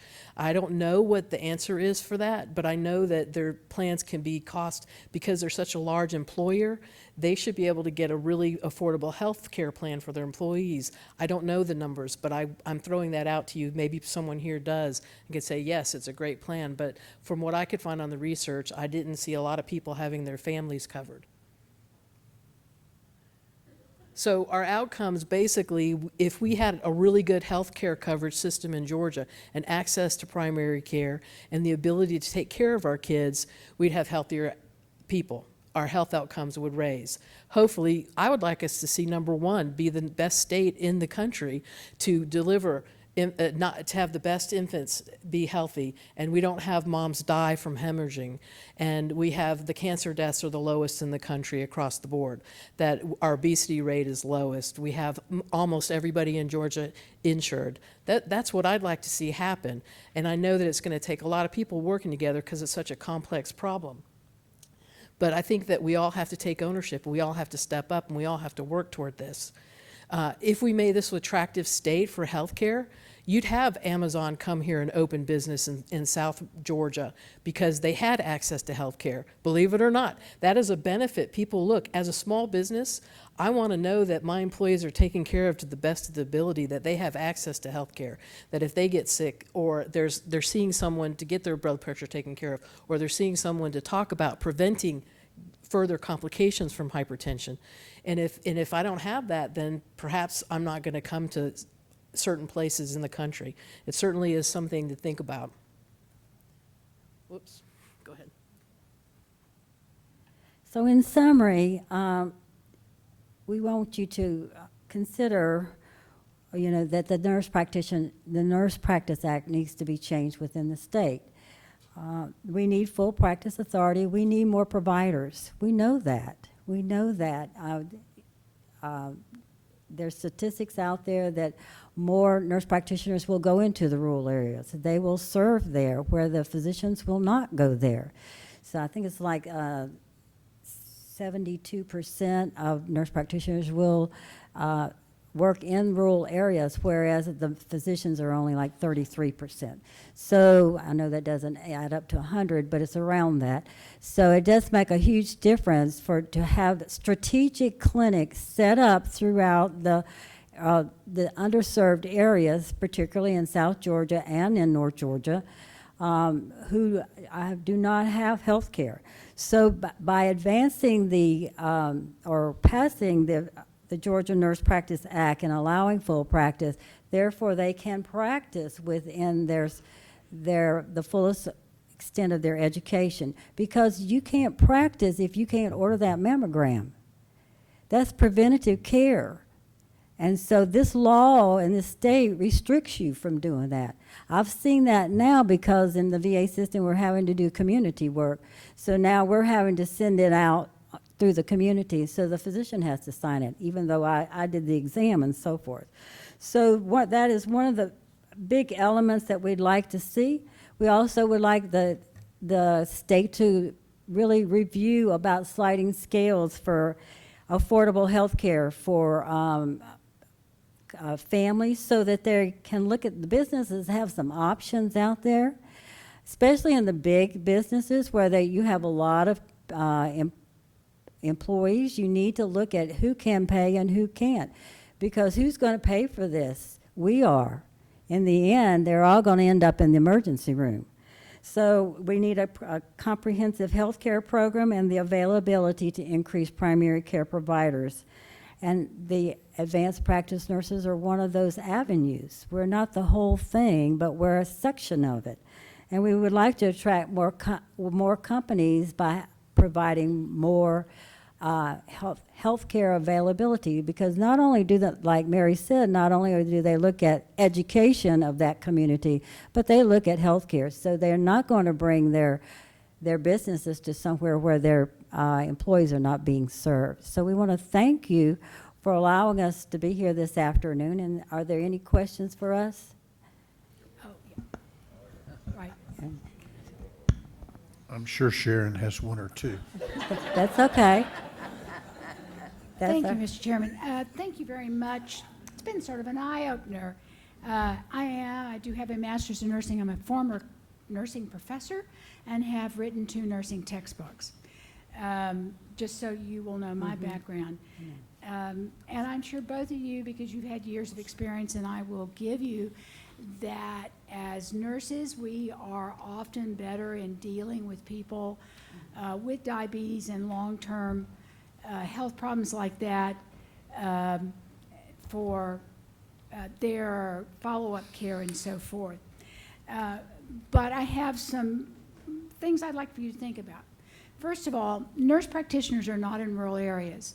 You misquoted, I think, on which counties don't have doctors. There's not that many. And we have counties where there are no nurse practitioners. They have not shown any indication that they are willing to go there. In fact, when we have debated bills and said, okay, let's try a pilot projects in the rural areas, they have refused that and do not want that. And I would certainly say that since Marietta is my home, it's not very rural. What they indicate when they come to the capital is they want to practice in the metro area where we do have physicians. The other thing I would question is, and do find offensive, because I was married to a family practitioner for 35 years before he passed away, an Emory graduate with an MPH also, and a flight surgeon in the Air Force. And I would put Tom's knowledge of medicine up against yours any day of the week. And I think you would be found lacking in actual depth of knowledge I wouldn't go that far. of that. And I find it offensive, and it's over and over again when you come and say you're as good as family practitioners. For one thing, it's saying to us that we're being ridiculous because we're supporting an osteopathic medical school to go into the South and to put young people through all those years of actual experience to become physicians if that work's not necessary. Because if you're just as good, Emory has 700 hours, that's it, for a nurse practitioner, 700 hours. So why, if you're as good as a family practitioner, are we making our medical students go to medical school and then spend 3 years in a residency? There must be some reason for that depth, that need for that depth of knowledge. The other thing I'm having a problem with nurses is you can now get a PhD. I'm sure neither of your PhDs came from an online program. It was But you from can, here. Right, but that's what I'm saying. But you can get a PhD. I can go get my PhD nursing online with practically none or minimum of required extra experience with actually working with patients. They're now offering APRN ones. We have people that hire nurses all over the state, big hospitals, telling me that the basic education for nurses, we're turning out nurses who can't work on a med-surg floor. When they get out of a 2-year program or a 4-year program for 6 months or a year without intensive education, and that's their foundation. And then they can go get a BSN and a nurse practitionership with, you know, almost no experience. So they already have a shaky foundation, and then they build on that with even less hours, and yet you're saying they're good as family practitioner and they should have full practice scope.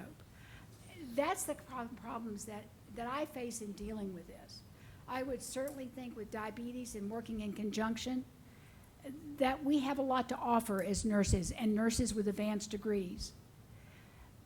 But on the other hand, and I'm sure you would never do this, I had a doctor just this week sit in my office and talk about a nurse practitioner working in a rural emergency room, try to set a child's arm this week.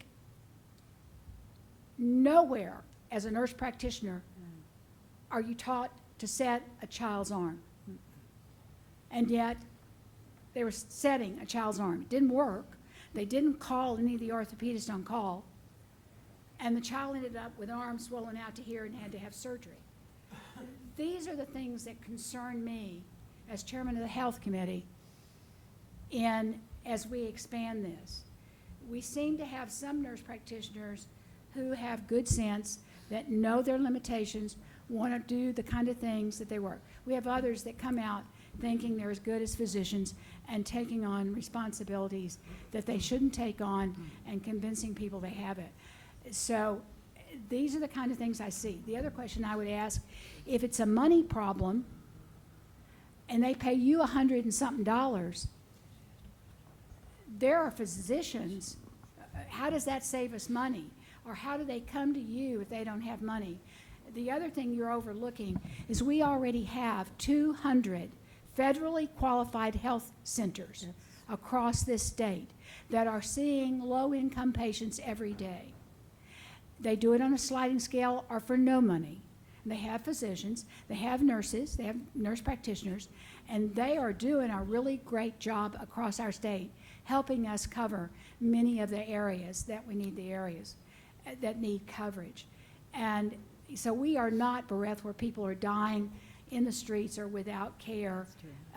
Like I say, these are 200 units. You can talk to me later. There's not time for you to answer all those questions for me. But, you know, you can talk to me afterwards. I just want to publicly say, these are my questions. And I guess the last thing is I'm going to dig a little bit. You I what? personally, considering the care that our veterans have had and the reports and the deaths, and I've seen it with somebody that worked in my office in Albany, Georgia, the kind of care that our veterans have gotten, and if our nurses have been taking care of them, I wouldn't be bragging about it or being anywhere proud of it over the years, because our veterans have been treated terribly in our VA hospitals, and they have been run pitifully poor.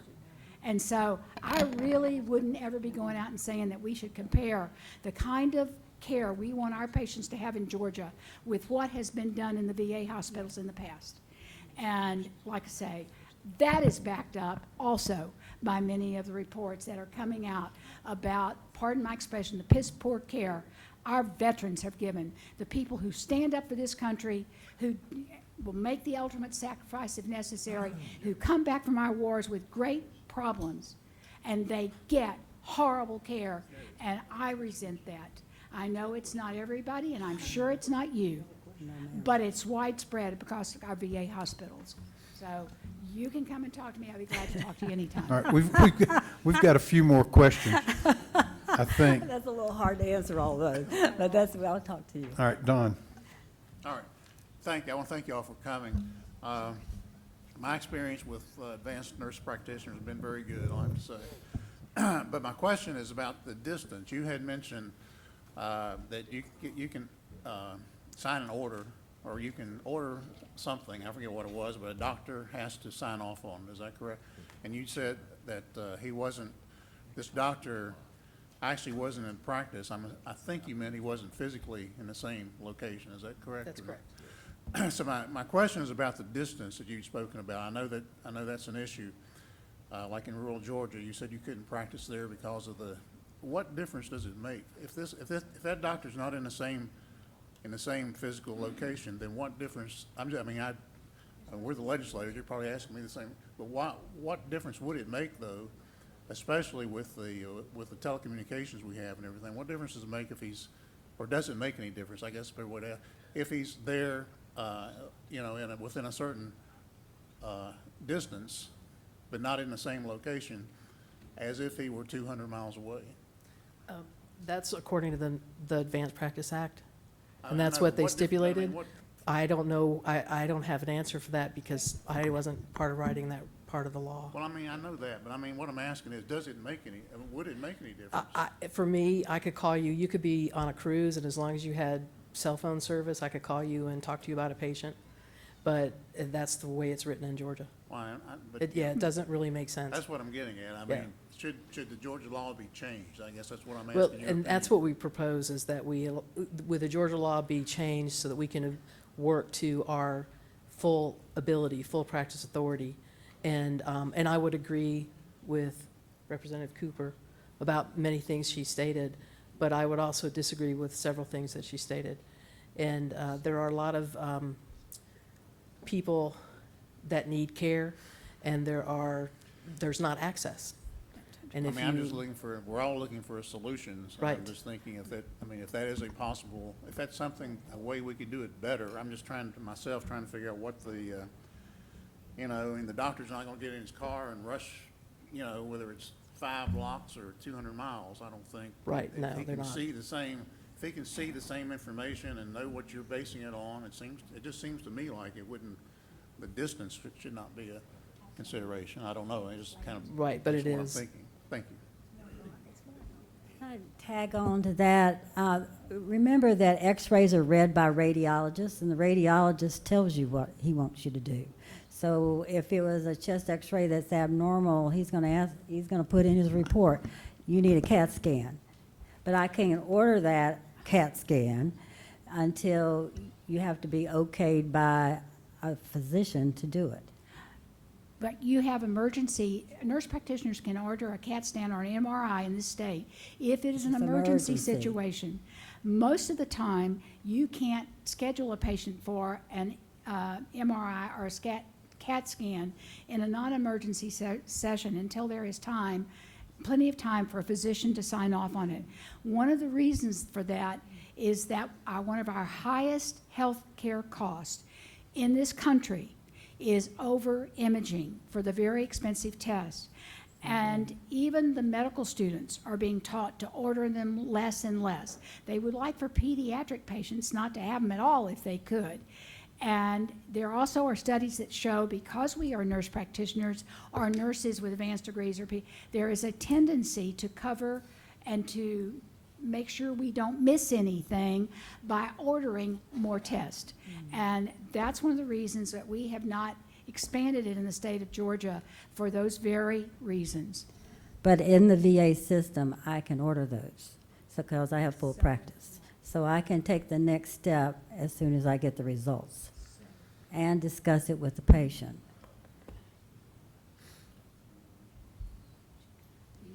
Ed? Thank you, Mr. Chairman, and thank you for your presentation.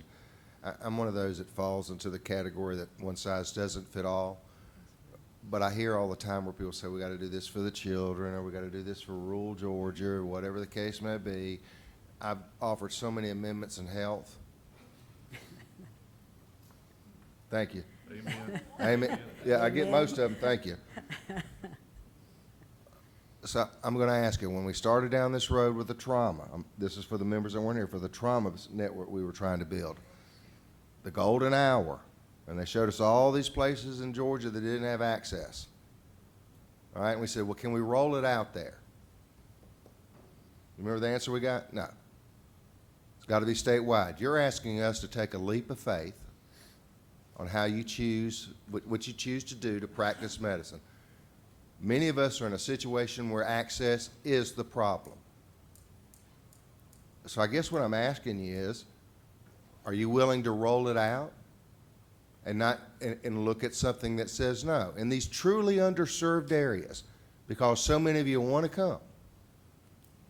That's what you said. 72% want to come. This ain't about Marietta, right?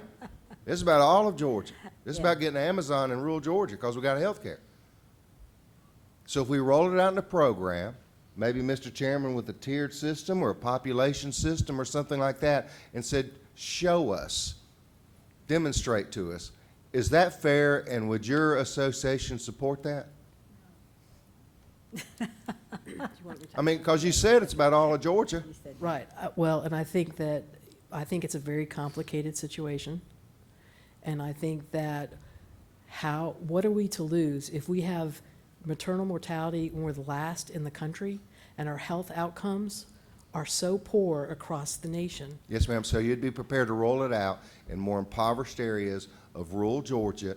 So you can, listen, there's a lot of people that have doubts. You know that. You've been fighting this uphill for how long? And I'm just sitting there going, maybe if the state is saying, show us you can do it, and you do it. And by the way, this ain't just about nurse practitioners. I see it in a lot of other things. Sure. But what happens is then we get the pushbacks from the very organizations. I'd love to have you. Sure. But I'd love for it to be done right. And part of addressing Representative Cooper's is we recognize that people can go straight through and come out of practice with 700 clinical hours. And is that standard of practice across the nation? Yes. As a nurse, as an advanced practice nurse, is that what's best for most people? I look forward to your legislation that will help in rural Georgia. Right, and I personally don't think so. I've seen it happen, and I don't think so. I think that's why we're also recommending to have a residency program, so you would have direct clinical contact with patients supervised. But they don't want that as a requirement, because But if that's we- been offered, and like Right. then the Medical College of Georgia has offered to do one Right. in, And- emergency rooms and things, but the people who come and support you don't want any other kind of requirements on them. When I think if we work together and allowed the nursing board to mandate it or at least control it, then they might be interested in doing that. They're not interested. Well, that's a sad state for Georgia, because we as advanced practice nurses can provide care safely and effectively. Nurses, that they're unwilling, if we're willing to add something where they become more specialists in their area, and there's greater faith in what their ability to go out into our rural areas, so that we are not giving and not saying to rural areas, you're going to get second-tier health care, because you're not going to get a real doctor. You're going to get a nurse that calls herself a doctor who's only had 700 hours, but that's okay, because we can't get anybody else. Don't worry about that little school of medicine that we're trying to set up for you. I think it's a sad thing, because the nurses, my profession, it embarrasses me that they're not willing to better themselves and go with trying to have like these advanced, programs for them to help themselves and to be sure they're well qualified. But- I think it's shame on us as a profession. But we have to make the Georgia Board of Nursing in charge of it, and not the Medical Alliance of Georgia. Nobody, here again, we are a profession that works with physicians. It's not a bad thing to say that you work in collaboration with a physician. That's part of the problem. Okay. We got time for one more question. I don't hear any, so, all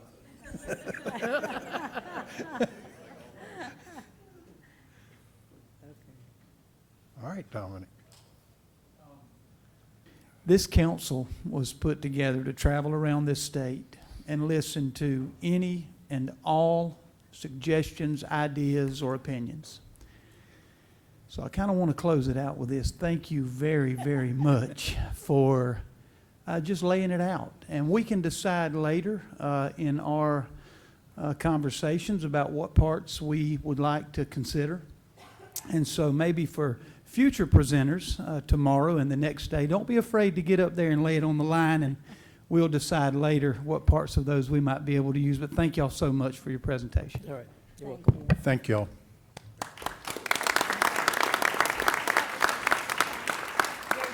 All right, on a more serious note, I want to recognize that today is National Cheeseburger Day.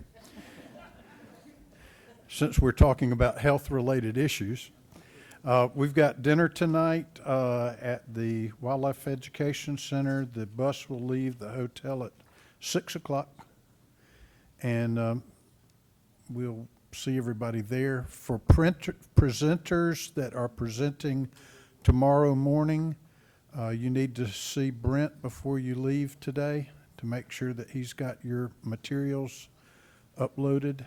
And anything else? That's it. We'll see everybody in the morning.